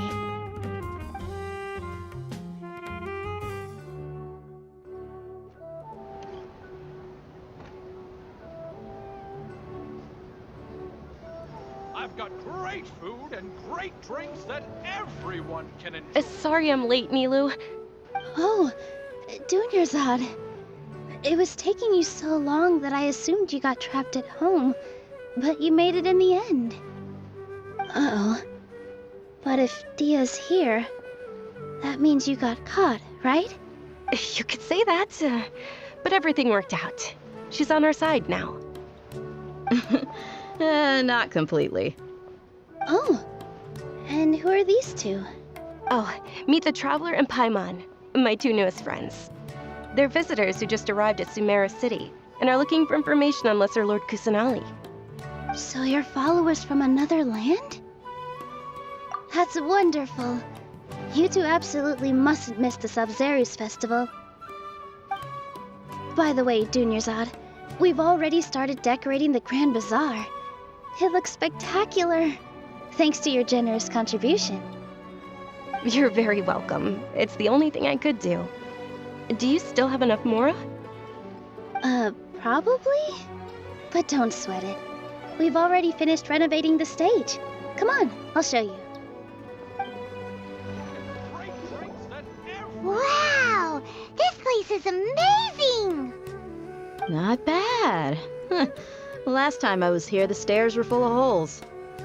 The stairs were nothing. A little while ago, we discovered that the tree above the stage had a huge chunk of bark ready to fall off. Mr. Zubair was worried sick. We reported it to the academia many times, but they never sent anyone to deal with it. We didn't want anything bad happening, so we were going to cancel all the stage performances. Oh, probably because it was the theater asking. The academia looks down on performers like us. They probably think it would be best if the theater closed down completely. We can't let that happen, though. Not only would everyone involved in the theater go hungry, but then we wouldn't be able to hold the Sub-Zerus festival anymore. Thank the Dendro Archon for Dunyarzad. With the more she gave us, we hired someone to patch up the tree, and we also gave the stage a much-needed makeover. The stage is going to be even prettier when it's festival time. I can't wait for you to see it. And I can't wait to see you on the stage. You've been practicing so long already. It's almost time for your dream to become reality. It's our dream. I'll do my best for the two of us. Nilu, what are you gonna be doing at the festival? She'll be dancing the dance of Sub-Zerus, the most important performance at the Sub-Zerus festival. Dunyarzad, have you told him the origin of this holiday? I only told them about the Greater Lord and Lesser Lord so far. Okay, then I'll tell you two about how this holiday came to be. According to legend, the Sub-Zerus festival was originally the Goddess of Flowers' birthday celebration for the Greater Lord. A long, long time ago, on one of Greater Lord Rukkhadevata's birthdays, her friends threw her a celebratory banquet. Some of the gods got drunk. One started playing music, and the Greater Lord started singing, so the Goddess of Flowers began to dance. As she danced upon the grass, countless beautiful parisaras began to bloom wherever she stepped. Those brilliant purple flowers became her dazzling stage. All the gods clamored, "Oh, if only time could stop at this very moment." Of course they did. When people mention the gods, they always think of the Archon War. But Sumeru's gods also had happy times. Although they aren't around anymore, they're preserved in our tradition of dance. This outfit I'm wearing is apparently based on how the Goddess of Flowers looked. Though we're just tiny people compared to the divine, we still have to do our best to make sure that the birthday girl feels loved on her special day. Nilu, you of all people will definitely be able to convey our well wishes to the Dendro Archon. I also noticed that you went the extra mile and scattered parisaras around the stage. They symbolize the Goddess of Flowers, after all. It's just a shame that all the real parisaras went extinct after her death. Yeah. The Greater Lord brought forth parisaras in memory of the Goddess of Flowers, but she ultimately could never truly replicate that beautiful purple. Thinking about the Goddess of Flowers dance makes me wish I could have seen it. If my stage were anything like that, I'd be thrilled if I had just 2 real parisaras on the stage. So, Traveler and Paimon, what do you think? Interested in the Sub-Zerus festival? Will you two be coming? All of Lesser Lord Kusanali's followers will be there for her birthday. It'll be a good opportunity for you to learn more about her. Ooh, Paimon thinks that's a great idea! Hey, come on! There's nothing wrong with enjoying a festival. Besides, it's Lesser Lord Kusanali's birthday! She'll be happy to have more people who are celebrating it. So how about we all attend the Sub-Zerus festival together? Dunyarzad, let me show you which stage decorations we've picked out so far. Traveler and Paimon, if that doesn't sound interesting to you, then feel free to explore the area. Everyone at the Grand Bazaar loves Lesser Lord Kusanali, and we're all looking forward to the Sub-Zerus festival. In that case, we'll take a look around.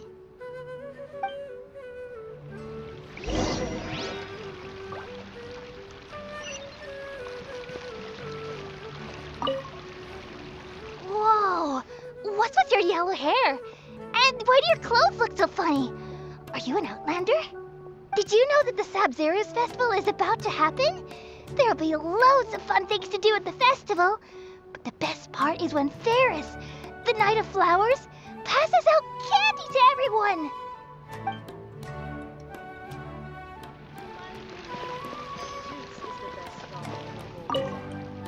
Ah, dancing at the Sabzeruz festival. You know, I also danced when I was younger.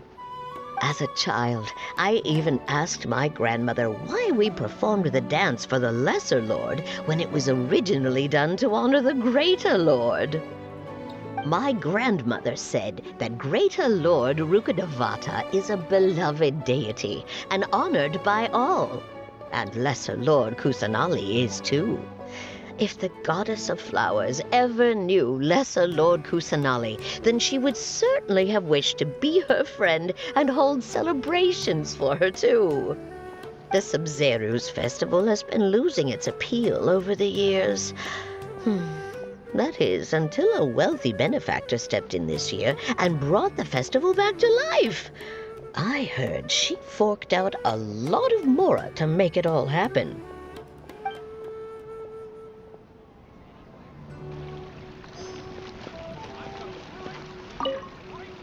Huh. Revamping the stage for the festival couldn't have been easy, that's for sure. I bet this year's festival will be one to remember. I don't know much about the Grand Bazaar, but I do know that the residents here have a penchant for song and dance. Two things that the Academia doesn't particularly approve of. Oh, and the perfume sold around here is a lot better than what you'll find elsewhere. The fragrances are longer lasting and they're gentler on your skin and... I mean, that's what I've heard at least.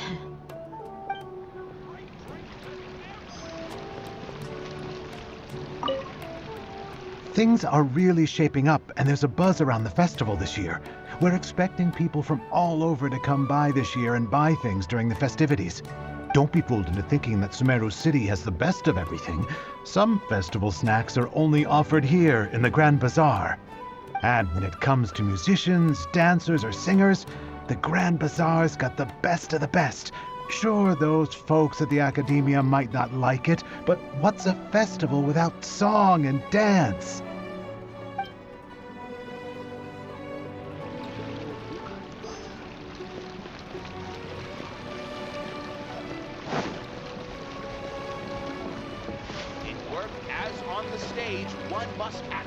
Nilu, your outfit looks amazing.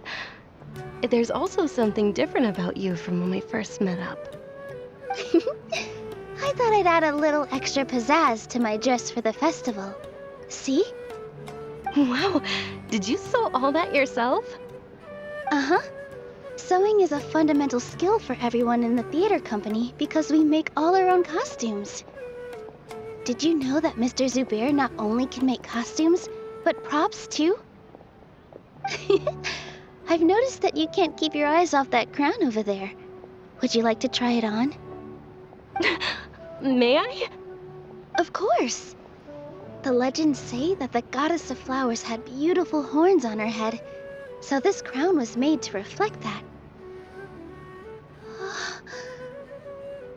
Dunyazad, you look absolutely stunning with it on.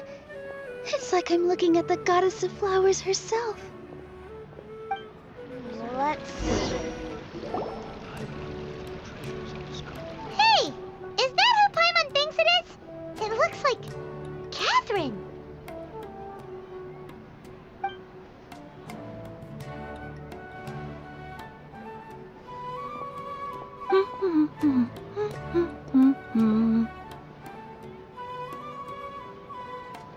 Huh. Come to think of it, Paimon's only ever seen her behind the counter at the Adventurers Guild. This is the first time we've ever seen her taking a break. Hey, Catherine!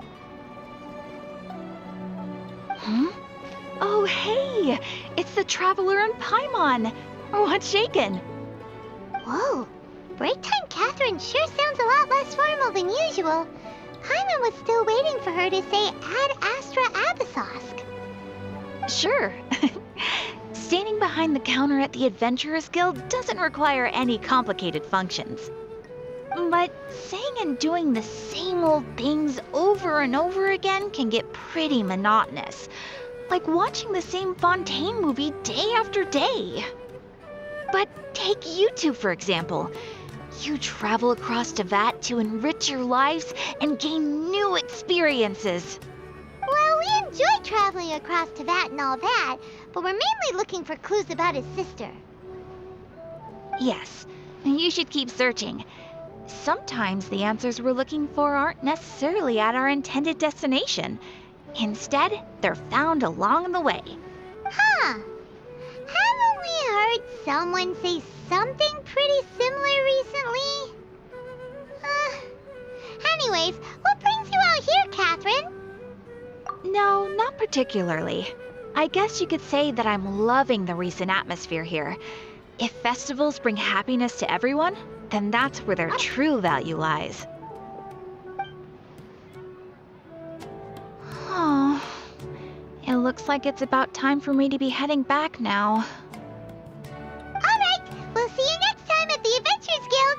Oh, by the way, thanks for connecting us with the Eremites.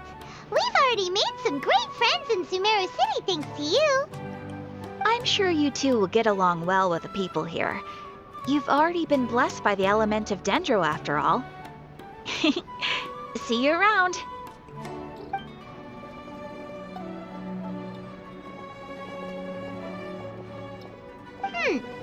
There's something really different about Catherine today.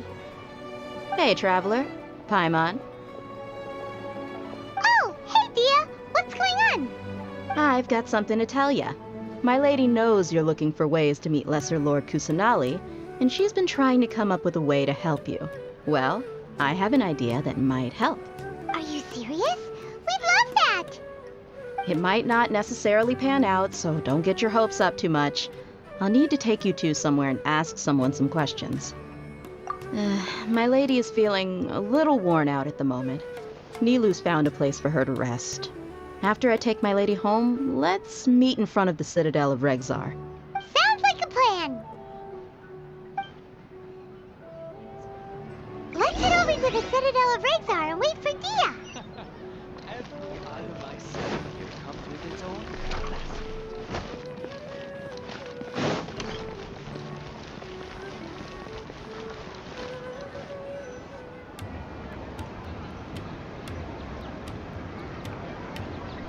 Sorry, I'm late.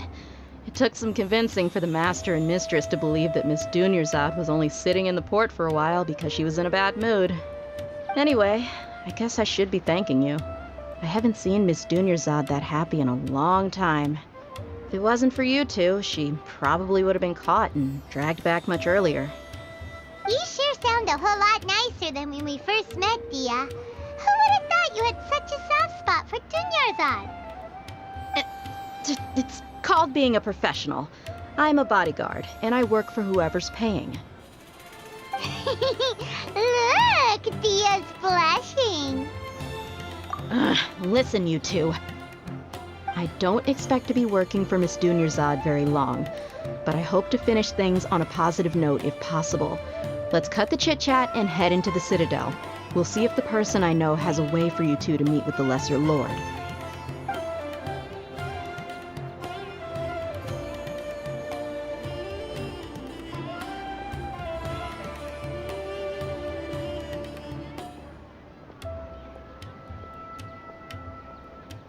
Oh, hey, Chief.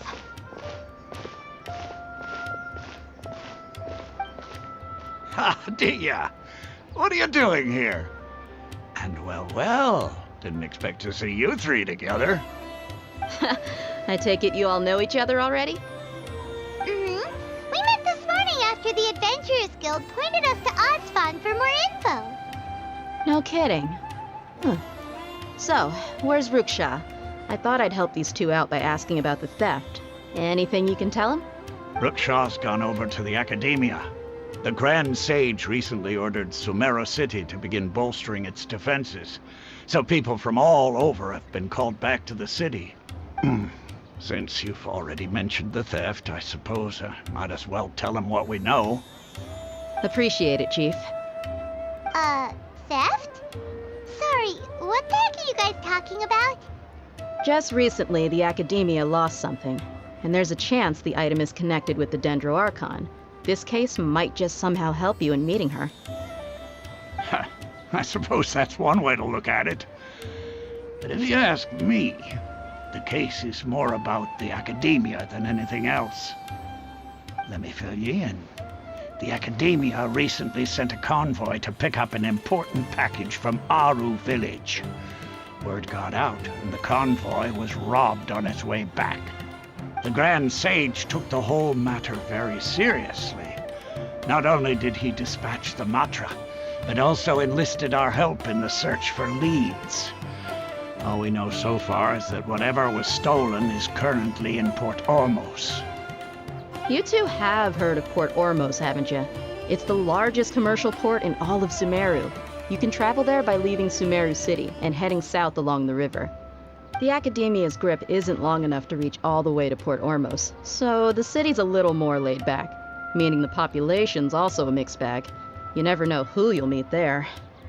Apparently what was lost has a great deal to do with the Akasha, knowledge, and even the gods. I'm afraid I don't have any other details for you, though. If you're interested, maybe you could head to Port Ormos and ask around yourselves. If you want my advice, try introducing yourselves as students of the Academia once you're there. Are you serious, Chief? All the Academia students are in Sumeru City, you know. Why should they pretend to be students in Port Ormos? If you're also interested, just go there and see what happens. Count me out. I've got plenty of work to do here for the Homayani family. And take it from me, if you two really do decide to visit Port Ormos, you'd best watch your backs. Let's just say that the Eremites there aren't nearly as friendly as those here in Sumeru City. There are even some extremists who go around shouting slogans like, "Retake Sumeru for the Scarlet King." Word is that more and more are joining their movement. They're becoming a real headache for Chief and the others. You bet they are. The Scarlet King's been dead for thousands of years. Now they start spreading rumors of his return. Ridiculous. Not everyone's like you, Chief. Even the desert natives who abandoned their homes in the wilderness still wish to have a god of their own. Well, Traveler, that's about all the information we have for you. Thanks, Dia! And you too, Archon! Since we've gathered all we could for the moment in Sumeru City, let's head to Port Ormos and see what we can find next. Miss Dunyarzad is looking forward to seeing you both at the Sub-Zerus Festival, so be sure to get yourselves back here in time for that. Good. Then we'll see you both at the Sub-Zerus Festival.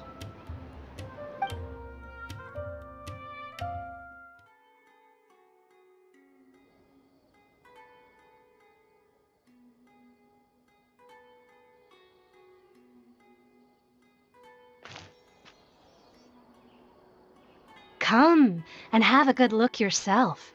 Traditional spices of the highest quality, made with pride and experience. You've got a deal. I can't thank you enough for always looking after my business. Believe me, I'm not making this up. Several Eremite mercenary groups are nearly in open conflict, but does the core of 30 care? And that's not all. Did you know that... Wow! Talk about hurly-burly! This place is busy! Guess that's only to be expected for the largest port in Sumeru. Maybe it's because of what Dia told us earlier, but Paimon can't seem to shake the feeling that there's also danger lurking in these crowds.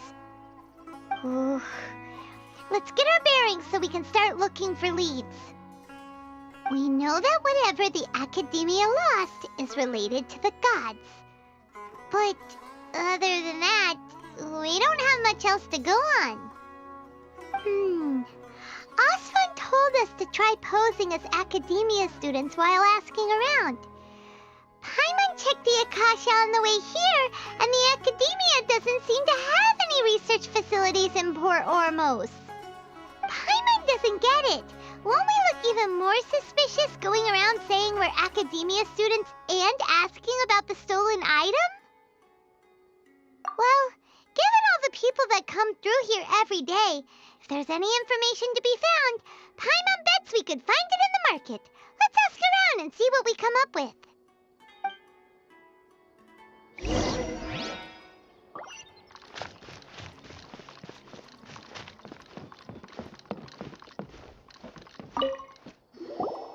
Welcome. Welcome.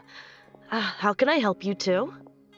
Hi there. We would like to ask you a question. Do students from the Academia ever come to Port Ormos? Of course. Especially around this time of year. Students from Sumeru City that are about to graduate often come to Port Ormos to cut loose a little. Many people often talk about how hard it is to get accepted into the Academia, let alone graduate. But those who finish their studies and go on to become full-time researchers at the Academia have it even harder. Sure, we may not be Sumeru City, but Port Ormos offers beautiful scenery and a stress-free environment. Some even say it's good luck to come to Port Ormos, so students and researchers come flocking here when things get to be too much at the Academia. Ah, you see over there? Those are students from the Academia. They've been looking worried and miserable ever since they got here a few days ago. If you ask me, the life of a merchant is better. So long as the Akasha teaches us what we need, then life is good. Those students seem to be discussing something. Let's see if we can listen in.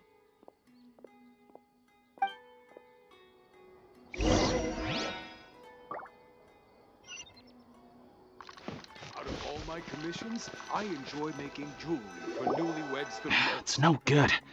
I've tried asking around, but I haven't been able to learn anything useful. Not to mention that a bunch of scary-looking Eremite mercenaries have been posted along the streets now. There's been a lot of fighting between the different Eremite factions in Port Ormos. If we choose to move on our own, then it would be wise to steer clear of them. Especially the group that's constantly shouting some stuff about the Scarlet King and some resurrection. I've even heard that the Citadel of Regzar is starting to get fed up with them. What was that group called again? Ein something or other? They're called Ein El Akhmar. Today, I heard that the thing we're after might be in their possession at the moment. Wait, come again? Don't you see? Many of the Eremites in Port Ormos deal with trading this kind of thing.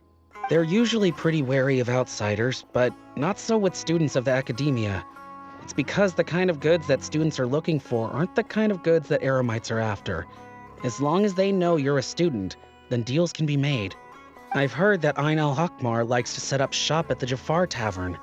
Supposedly, if you're willing to part with 500,000 Mora, they'll give you info on anything. Wait, did you say 500,000? If information alone costs that much, then how could we ever afford to buy what we're looking for?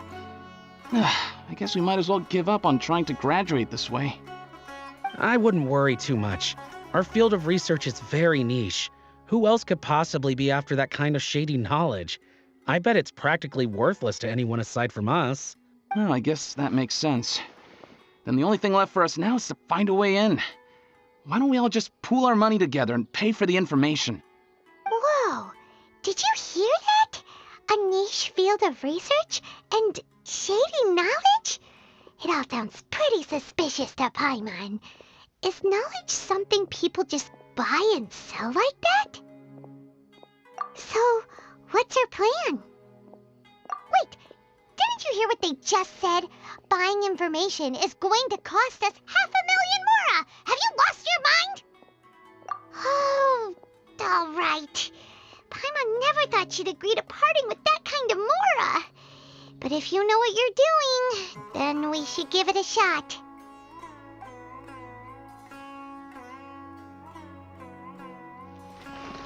This is the place we heard those students talking about. Let's find a seat somewhere and see if we can spot the group they mentioned.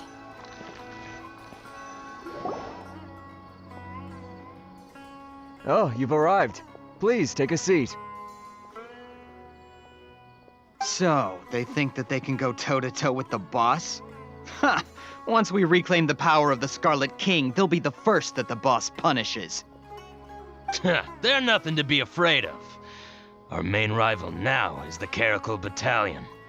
They've also amassed a significant amount of Mora this time, so we mustn't underestimate them. How can the Caracal Battalion compete with the boss when they're nothing but a bunch of money-grubbing opportunists out for a quick Mora? Yeah, with Boss's fervent devotion, he'll be able to use this power to bring our god back this time. Huh. All these guys talk about is the Scarlet King, so they're probably the ones we're looking for. Greater Lord Ruka Devata. That traitor and her followers must not be spared. The day will come when the Scarlet King exacts vengeance on Sumeru, and all of them shall be punished. Yeah, Paimon was wondering what they meant too. We should ask about that if we get the chance later.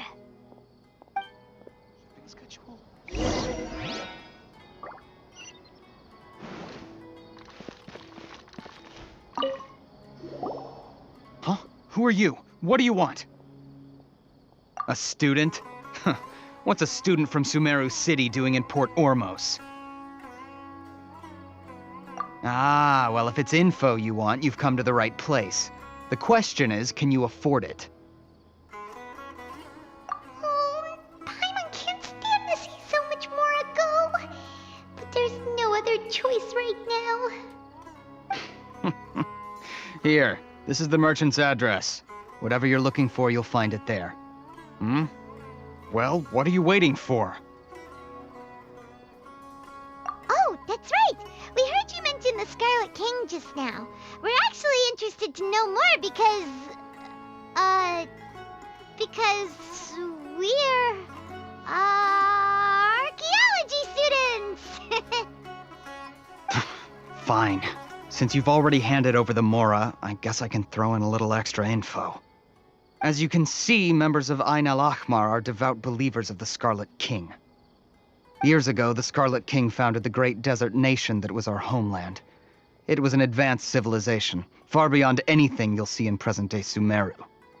The Scarlet King was the rightful god of wisdom, but he was betrayed by a companion he trusted. She even stripped him of his title, God of Wisdom. So, you mean the traitor was... Greater Lord Ruka Devata, yes. That shameless wretch destroyed the Scarlet King's civilization, and our ancestors were forced to flee to this land where we were made to suffer the tyranny of our enemies. Furthermore, she conspired with the Academia to cover up the truth of her actions, and create the merciful and benevolent facade for which she is now known. Ugh, just thinking about it sickens me. But the story doesn't end there, oh no. The Scarlet King isn't truly dead. The voice of the Oracle has been heard in the desert, prophesying his resurrection. Mark my words, our god shall return. And when that day comes, all followers of the traitor and all the desert dwellers who have forgotten their true god will suffer retribution together. If what I'm saying makes you shiver with fear, it might not be too late for you to become a believer of the Scarlet King. I don't have anything to say to you Academia people about that. I think this conversation has reached its end. Not just yet. This man is a fraud. Huh? You again?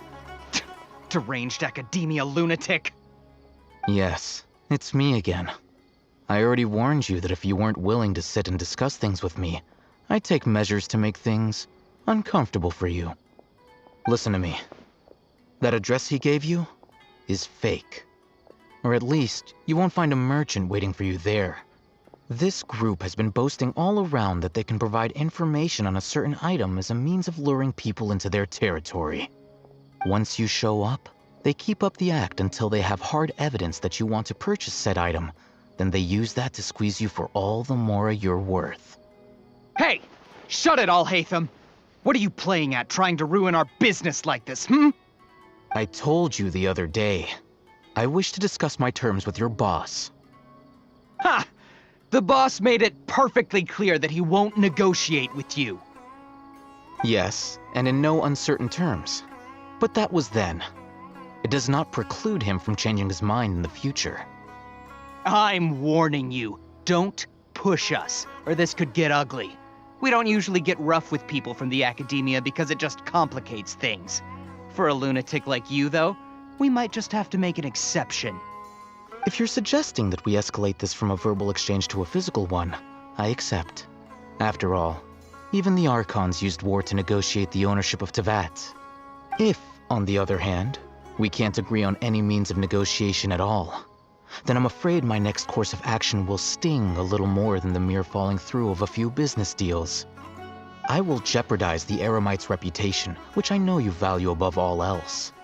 I am quite confident that if I began to take such action, your boss would willingly approach me himself. However, I fear that by then, some things will have happened that cannot be undone. Also, a word of advice. I suggest you tell your boss exactly what happened here today. Otherwise, he might blame you for not telling him in the future. What did you say? Consider this. Have I ever failed to follow through on my word in the past? This guy is really out of his mind. Okay then. If you really have a death wish, let's meet a week from today. The pier in front of the Pharos Lighthouse, 4 o'clock in the afternoon, sharp. Don't expect us to hold back. Not so fast. First, you return the 500,000 mora to them.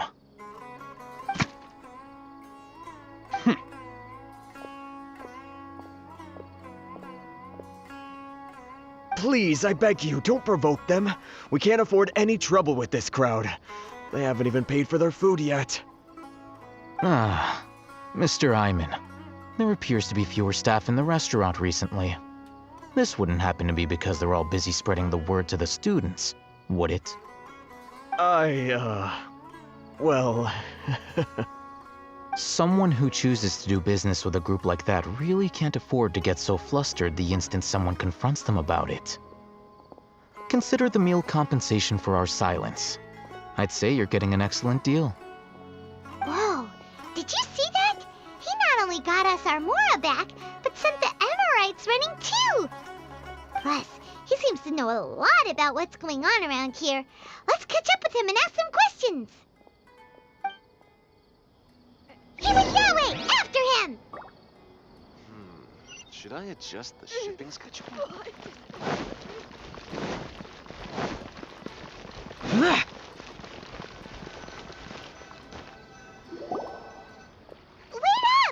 It's Al-Haytham, right? What do you want? No need for thanks. My goal was to get to them, and you two gave me just the opportunity I needed. We're even. Oh, I advise you to keep your distance from them. Since they weren't able to make off with your Mora in the end, they might harass you again in the future. All right. Goodbye. Hold your horses! We still have something to ask you about! Since you tore through their scam right in front of them, you must know the real story about certain something, no? Who exactly are you two? And why are you inquiring about that? A student. Right. Look, you should know that those thugs conducting business with you had nothing to do with your lie. Huh? Oh, yeah! He's really strong! Weren't you saying something about a physical exchange? We can help with that. He doesn't even have a vision. Forget it. Maybe not, but he can still use elemental energy. Otherwise, there's no way we'd go asking for info from from guys like that. Those high-headed thugs are definitely gonna bring a lot of backup for your next meeting. Even if you don't go alone, you won't regret taking us with you. All right, I accept. Got a pen and paper? If you're searching for someone who sells that kind of merchandise, I'll give you one of their addresses, and you can try your luck. We'll reconvene at the appointed time by the pier. It doesn't matter if you show up or not.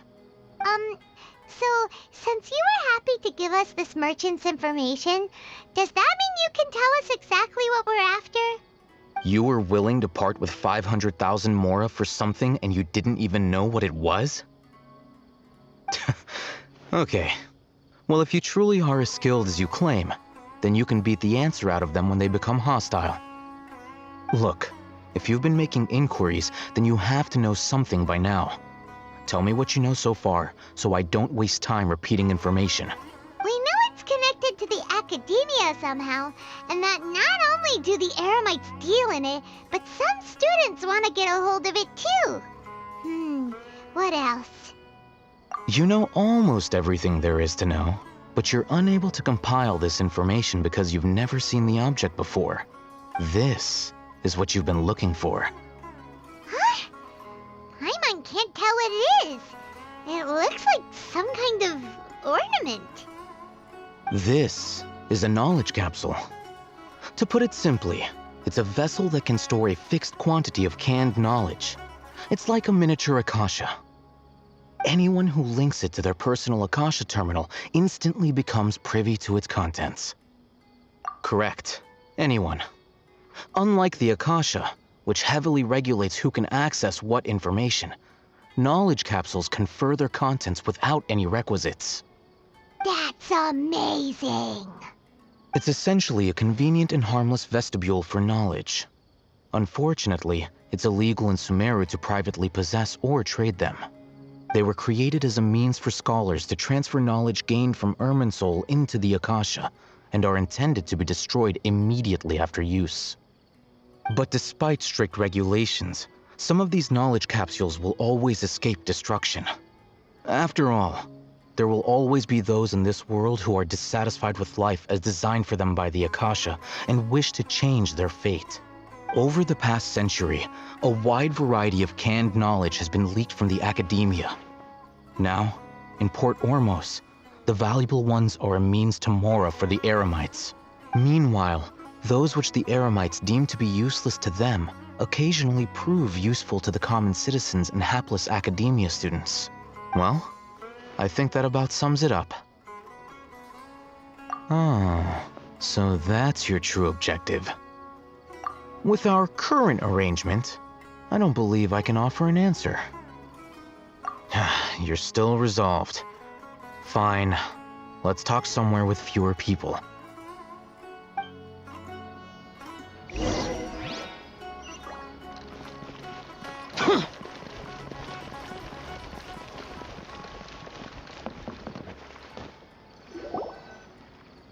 Let's continue our conversation here. If you wish to learn more about the knowledge capsule that the Academia lost, then you must help me with something. I need you to find someone named Dory, a traveling merchant. Unlike the peddlers who hawk inferior knowledge capsules, she often has quality goods in stock. Some say that as long as there is profit to be made, there is nothing she won't dare to sell. She's guarded against people from the Academia because most of her wares don't comply with Academia regulations. I think she blacklisted me. I met with her informant, but it soon became clear that they had no intention of letting me get any further. Become one of Dory's customers and earn her trust. This is my condition for further collaboration. Why do you want us to meet with her? Until you complete this task, you don't have question privileges. Fine. So how do we go about doing this? You two are outlanders who haven't been here for long, so Dory should view you as safe clients. I'll give you the informant's address and their contact password. Beyond the password, though, I have no way of knowing what other tricks she might have up her sleeve. You'll have to improvise. This is kind of nerve-wracking. The true challenge begins after you meet her. She has a keen nose for mora and a shrewd eye for wares, and she only likes customers who she deems to have good taste. I'll prepare some funds for you. Buy her highest quality wares and earn her approval. But we only just saw a knowledge capsule for the first time. We don't know how to tell which ones are good and which ones are bad. Is that something we can learn quickly? That's true. Have you two heard of elemental sight? Oh, that's a surprise. Guess I'll have to hold you in higher regard. Anyway, that ability should resolve your issue.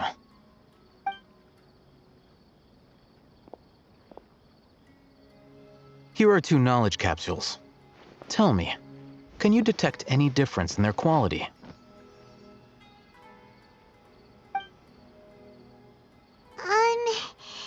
They look the same to Paimon.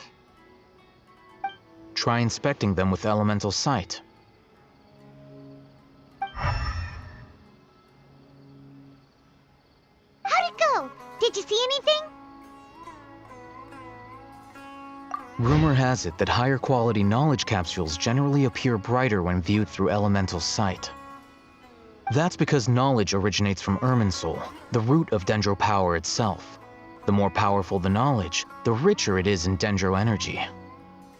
However, some canned knowledge with a high concentration of elemental energy is of little use in contemporary times, so those capsules are of little value. Using elemental sight is merely a stopgap measure, but it should suffice for earning Dory's trust. That sounds pretty impressive. Here's a sheet with the informant's location and contact password, and here is the mora for purchasing canned knowledge. Don't be cheap. You'll need to spend to catch Dory's eye. If there's any mora left over, just keep it. Oh, and be sure to exercise some caution. There have been Matra present in Port Ormos lately. Your efforts will be for naught if they catch you. Matra? They belong to the Academia's regulatory body. They also handle cases of illegal canned knowledge transactions. Like I said, the Academia has banned both their trade and possession. The Matra are razor sharp. You're in for nothing good if they lock their sights onto you. If you 2 want to back out, now's the time. Okay, then we have a deal. If you succeed in your dealings with Dory, come find me at the Wikela Funduk. We'll have an open discussion then. Looking at what Al-Haytham wrote, Dory's informant is a traitor near Old Ormos. Let's follow these instructions and try to get in contact with him.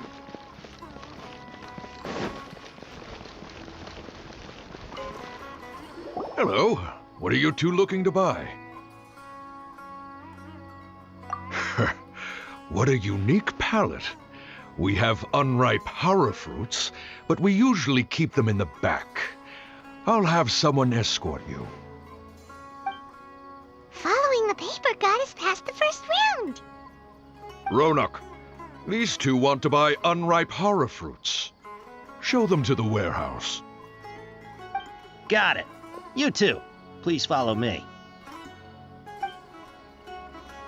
You 2 have a fascinating fashion sense. We haven't seen a customer wearing a Sumeru rose for quite some time. Every ship deserves the Hold best on. maintenance. Let me think. Sumeru Rose means common merch. No, look again. We're obviously wearing morning flowers. Ah, my mistake. I do apologize. Whew. That pop quiz sure was scary. Ah, the warehouse is up ahead. Please follow me. Things are calm and the sky is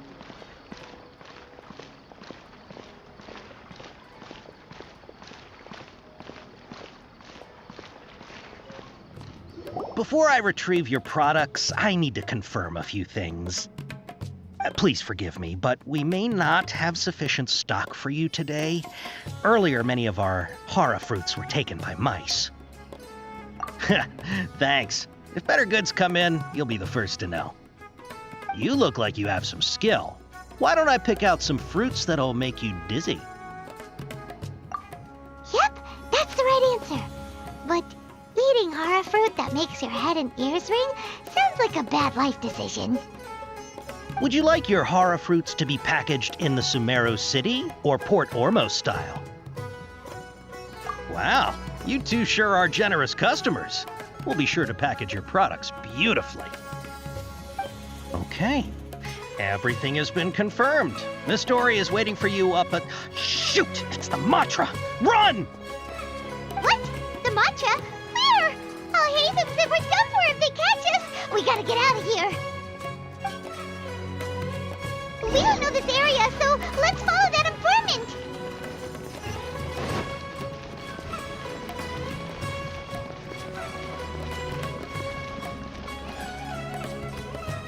He ran that way!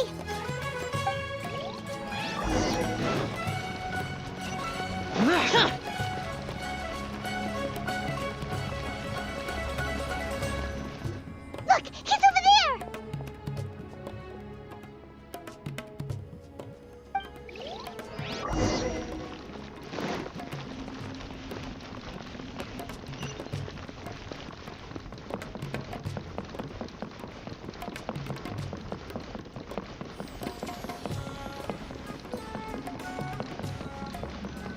Hey! If you're hiding from the Rishbaland tiger, come this way! Another password! Huh? Oh, that voice came from behind the building on the right! Here, over here. You can stop running now.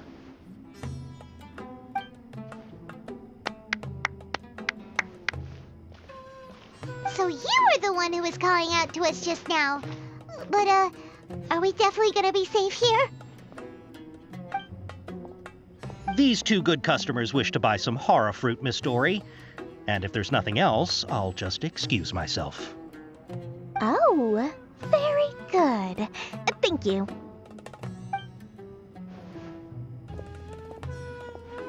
Huh? Wait, you're Dory? I'm unsure thought you'd look a whole lot scarier. Hey, what are you trying to say, Princess Pea-Brain? I can be scary enough when I need to be, believe you me. If you don't watch what you say, then you can forget about doing any business. But it seems you two have actually done pretty well so far. Not only did you manage to find the informant, your reactions were also pretty sharp. You don't really look like criminals or anything, but I bet my Mora that you've been involved in some shady dealings, haven't you? Paimon's not sure if that's supposed to be a compliment, but we'll take it. I can't risk doing business with people who start huffing and puffing after just a few paces, no matter how much Mora they might have. Not only will they get caught by the Matra, but they'll also get us into trouble. As decent folks trying to run an honest business, we don't need any of that. Wouldn't you agree? So that's why I prefer to have customers like you. It's your first time here, but don't worry, I won't ask too many questions. Even if you wish to buy enough knowledge capsules to decorate your house with, please, knock yourself out. As long as you have lots of round, shiny Mora, then we're all good. Ah, yes, of course, of course. Go ahead, help yourselves. Voila! Wow, she has a trove of canned knowledge. Whew. She'd probably be in serious trouble if the Matra caught her with all this. What kind of products do you seek, my dear customers? Don't worry, I'm not interested in your reasons for buying. I can, however, offer some suggestions. Take this one, for example. An analysis of the sociological ideology and dialectics of the Hilichurls. Only 3 people in all of Teyvat have ever studied it, making it extremely rare. It's on sale now for 350,000 Mora. Yeesh, who would want to be an expert in that topic? Or how about the architectural styles and construction methods of Teyvat in the early Archon War period? With this one, you can become an expert in historic architecture preservation and find an excellent, well-paying job in nearly any nation. Ooh, now this sounds like it could be useful. 2 million Mora, and it's yours. No discounts. Whoa, that's a lot of Mora! Of course, you are free to pick whatever your heart's desire. The contents and price of each knowledge capsule are indicated in small text on the body of each one, down at the bottom. Alright, let's try the method that Al-Haytham mentioned.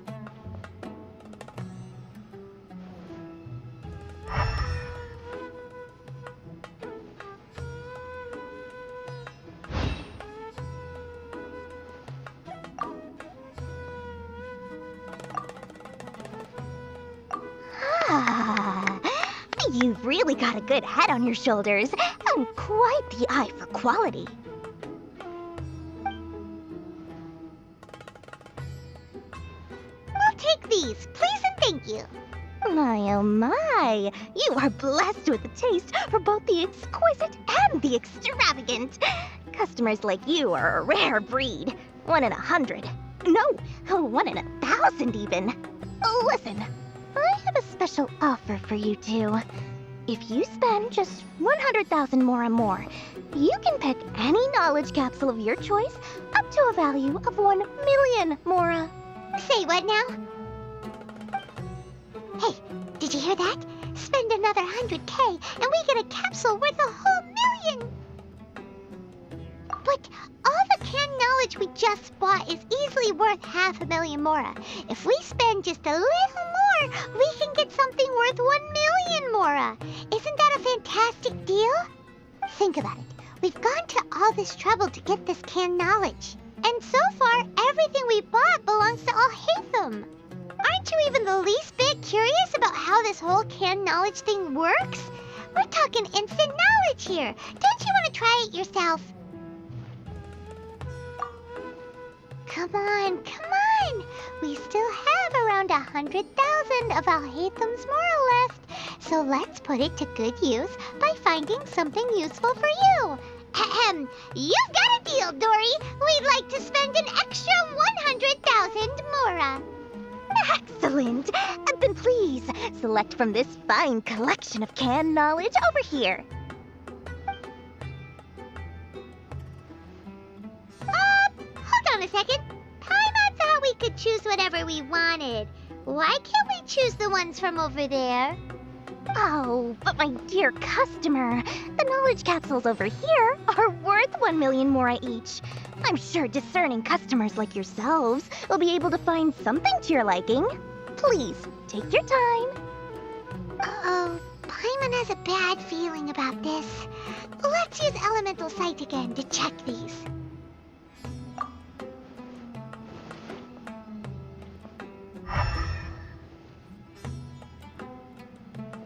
So, what did you see? So, they're all worth about the same amount? Well, anyway, the Mora's already been spent, so let's at least try to find something useful. Let Paimon take a look here.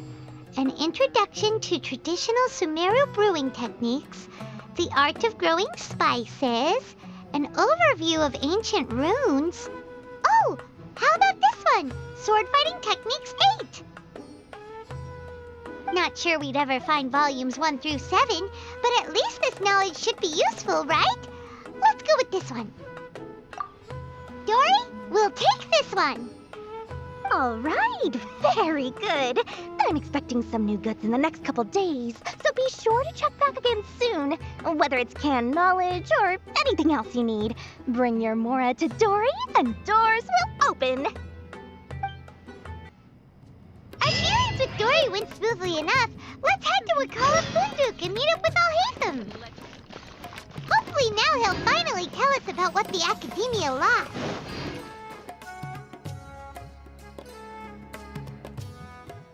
Ha, you two made it. And from the looks on your faces, you were successful. Whoa, there's so many people from the Academia here. Why would you pick this place as our meetup spot? Well, Wakela Funduk is under the Academia's control, so naturally the Academia has people working here. I came to Port Ormos under the pretense of conducting official business. You're a pretty daring guy. Relax. No one here is interested in anything we say, and the Matcher won't come here. Okay now, tell me how your encounter with Dory went. Okay, we did what you asked. So, can you tell us about the knowledge capsule that the Academia lost now? Before that, I have to ask, why are you two so intent on tracking it down? You don't have to answer, of course.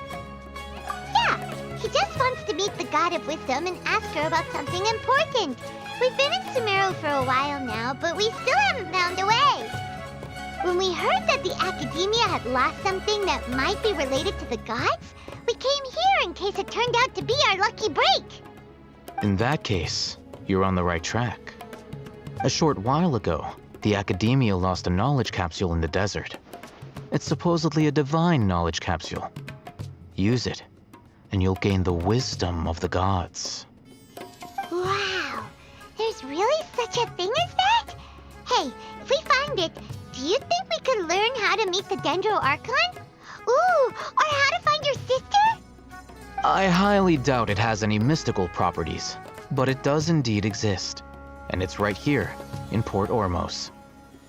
So, where exactly? That's what we need to find out next.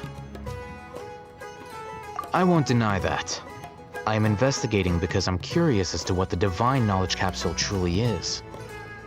As you know, the Eremites in Port Ormos also have their eyes on it.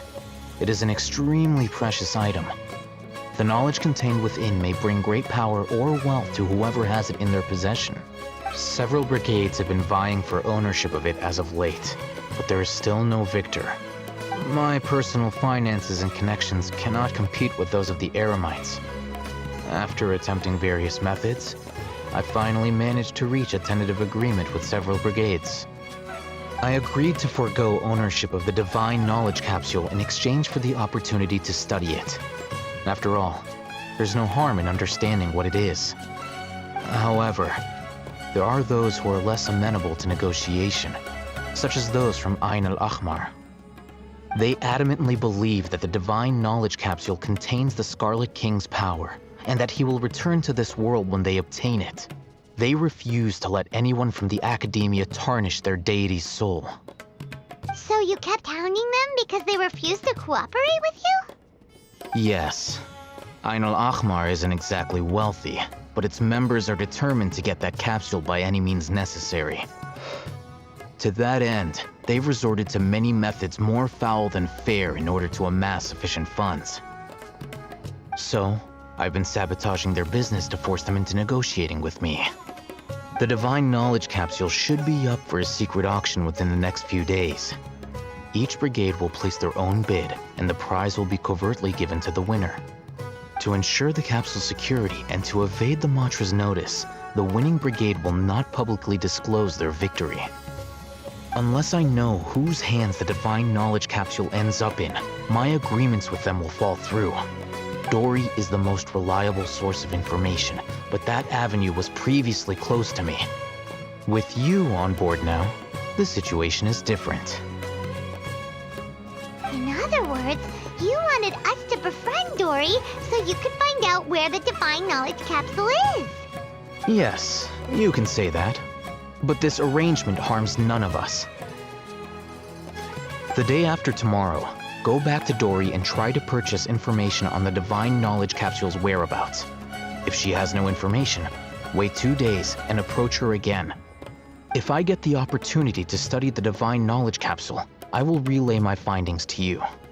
Will that suffice as compensation? Okay, then we'll meet up in 2 days.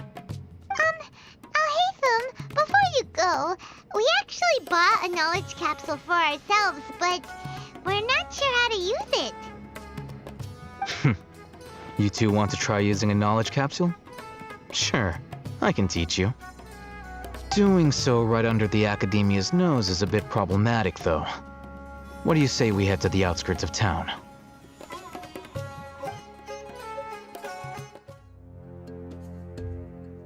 Alright, this place works.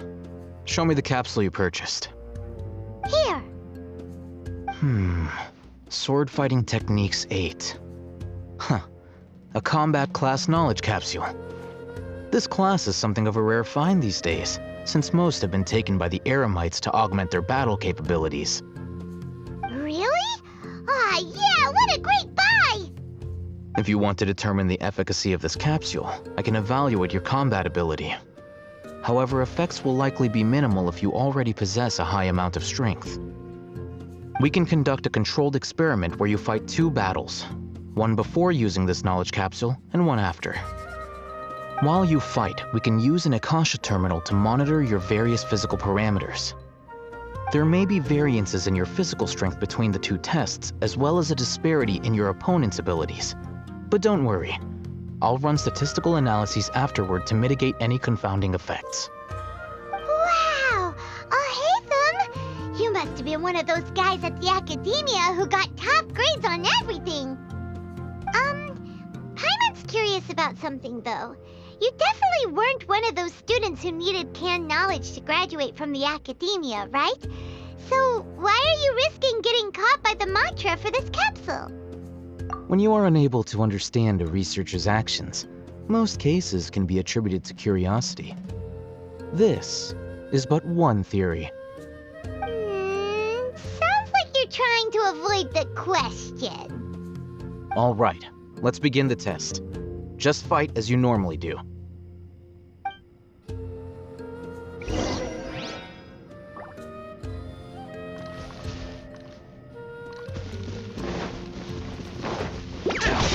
Boring!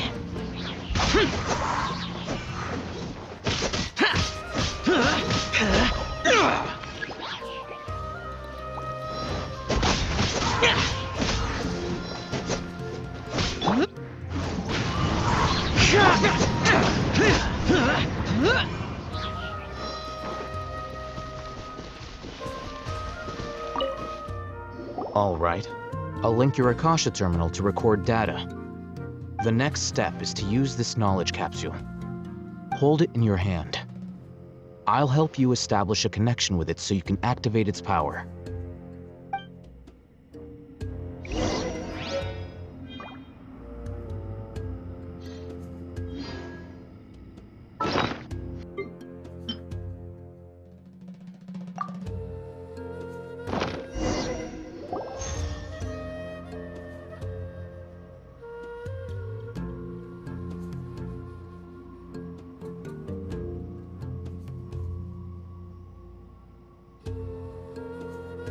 Hey, how are you feeling? You mean that it worked? All right, time for round 2. Fight with the same composure as before.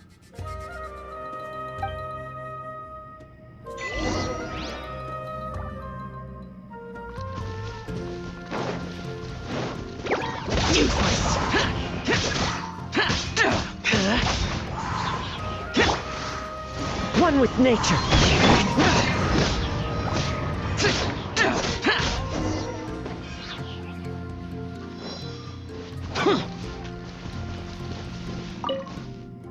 Now, I'll start recording data again. Ahitham, how's it going? Well, the knowledge capsule you purchased did improve his combat capability. During the second fight, his overall fighting performance increased by 0.073%. Wait, how much? Ah! Dory's such a jerk! She totally scammed us! 1 million mora? This thing isn't worth a tenth of that amount! Of course, this could be because he is so powerful that the capsule's contents were unable to produce a substantial increase. At the very least, this test allowed me to gain more insight into you two. Our deal seems increasingly worth my investment. I'm heading back to Ikela Funduk. I await your response in 2 days' time. This is Mora for when you ask Dory for information. Pay her as much as she requests.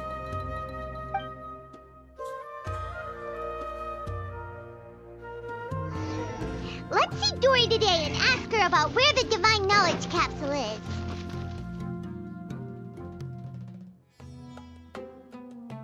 Here, over here! Welcome back, my loyal patrons. What can I do for you this time? You name it. Canned knowledge, supplies, or anything else you need. I'll find a way to get it. Where there's a waterfall of Mora, there's a way. Can you really get us anything we want? Anything at all? Aha! So it appears that canned knowledge alone is no longer sufficient for your opulent appetite. Then please oblige me. Tell me what you have in mind. Oh, I knew customers with pockets as deep as yours would undoubtedly crave something more profound than ordinary canned knowledge. But you know, that kind of information isn't going to be cheap. After all, I had to work really hard to weasel my way into the auction site. Not to mention that if anyone found out that I was the leaker, I would be in big, big trouble. But how can we be sure your information is accurate?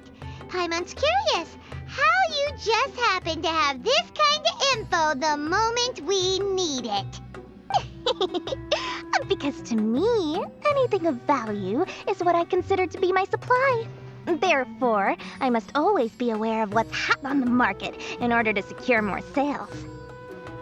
As for the information's authenticity, well, you've no need to worry about that. I used a camera to take a picture of the transaction. That way, no one can dispute it. It's always a pleasure doing business with such sterling patrons. Now that you've paid in full, here's the scoop. The Divine Knowledge Capsule was purchased yesterday by a certain Misery, the leader of Ain el-Ahmar. Ain el-Ahmar? You mean the Eremites who worship the Scarlet King? Ah, so you're already familiar with them. The group has done everything in their power to obtain the Divine Knowledge Capsule. After all, they believe it contains the power of the Scarlet King. That Divine Knowledge Capsule is unlike any other canned knowledge I've seen before. It was glowing bright red. The capsule is clearly visible in the picture I took. You can look for yourself. Thanks for the info, Dory. Please, it's my pleasure. It's all thanks to discerning customers such as yourselves that my efforts yesterday were not in vain. Please, don't hesitate to contact me if you ever need anything else in the future. More effort, Dory, opens doors. Well, we figured out where the Divine Knowledge Capsule is. It turns out it ended up in the hands of Ain el-Ahmar. History is sometimes even more Let's head back and talk to Al-Haytham. Al-Haytham, we got the info you wanted. Really? All right. Let's hear it. Dory even gave us evidence to verify the intel. Have a look. Huh, look at that. Clear as day. It must have taken some guts just to infiltrate the scene of the Eremites' transaction. But then to get close enough to take a picture like this. Bold move, Dory. Very bold move. All right. The person in this picture is indeed Misery, the leader of Ain el-Ahmar. And the glowing red capsule he's holding appears to be the Divine Knowledge Capsule. In which case, if we play our cards right, when we confront them next week, we should be able to force them to show their hand. At first, Paimon didn't get why you were provoking these Ain el-Ahmar guys. But now, it sort of makes sense. Everything's playing right into your hands. After we defeat them, we can finally have a serious talk with their boss and get them to lend us the Divine Knowledge Capsule. Thank you for your time and efforts. Take a few days off while I make some preparations. Let's meet up again on the afternoon of the arranged date, 3 o'clock sharp. See you then.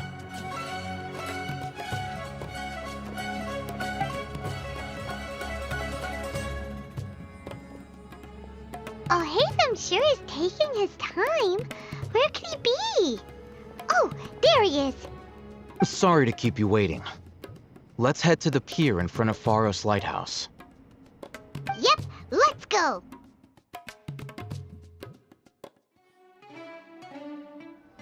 Al-Haytham. I knew you were crazy, but I didn't know you were crazy enough to actually show up. It was I who demanded that these negotiations take place.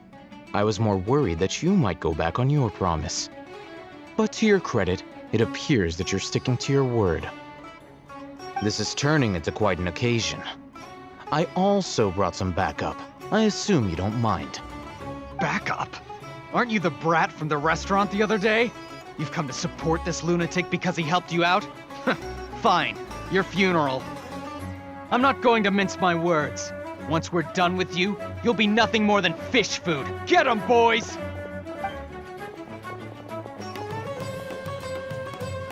Uh-oh, here they come. Good luck, you two. That's close enough. The wind knows it. Useless. I'll be back. Lament! Worthless. Here!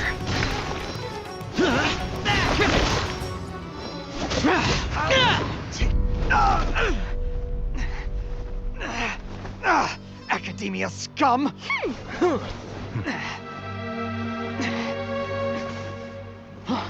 Boss! Finally! Did you use it? Great! Now we can...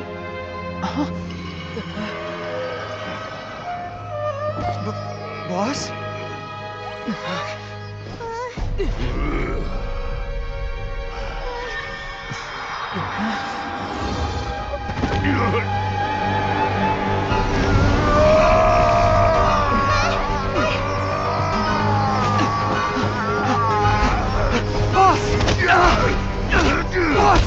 What's wrong? What happened to him? We have to cut his Akasha connection, now.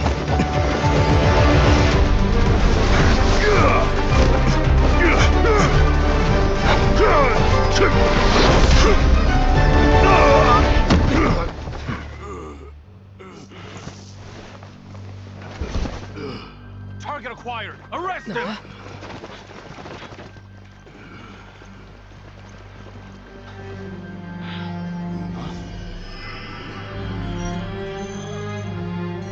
Do not impede our work. Is that understood, Al-Haytham? Of course. I was only trying to help. Take him away.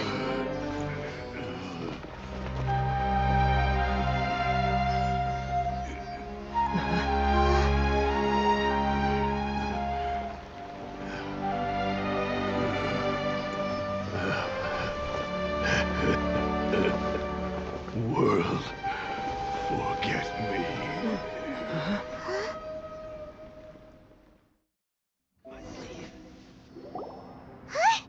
What in Tibet just happened? It's like that big guy suddenly lost his mind. It looks like he used the Divine Knowledge Capsule. You mean the Divine Knowledge Capsule did that to him? Oh, yeah. You mean how some researchers go insane after getting knowledge from Irminsul? I've heard of numerous incidents of researchers in Satyavada life going insane. The state that man is now in suggests that this is a similar situation. This Divine Knowledge Capsule does appear to be linked to the gods, but beyond that, it doesn't seem anything like the rumors suggest. Possessing it doesn't grant you divine wisdom or power. Did you hear what he said?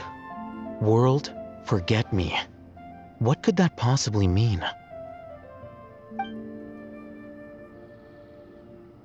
If the mantra took him away, then that means the Academia got the Divine Knowledge Capsule back too. What a shame. We were so close. Still, Paimon didn't expect the Divine Knowledge Capsule would be so dangerous. Imagine if we tried to open it. Oh, who knows what would have happened to us? As things stand, there is no reason for me to remain in Port Ormos. I believe our collaboration has also reached its end. Oh, we were so busy trying to find the Divine Knowledge Capsule that Paimon forgot to ask you something. Since you're a member of the Academia, do you have any idea how we could go about meeting Lesser Lord Kusanali? Truthfully, I don't. Lesser Lord Kusanali appears to exist outside of Sumeru's entire administration. Most of the time, you wouldn't know she exists at all. Moreover, since the Academia possesses the Akasha, a symbol of our deity's wisdom, scholars have no reason to desire to make contact with the deity herself anyway. Everything about Lesser Lord Kusanali is such a mystery! I'm heading back to the Academia. How about you two? It's almost the day of the Sub-Zero's festival. Maybe we should head back too. We've been rushed off our feet over the past few days, so maybe a little rest and relaxation will do us good.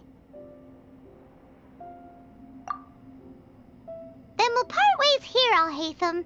Until we meet again.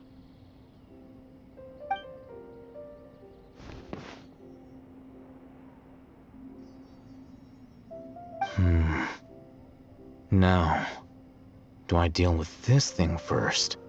Or should I produce the report that the higher-ups require?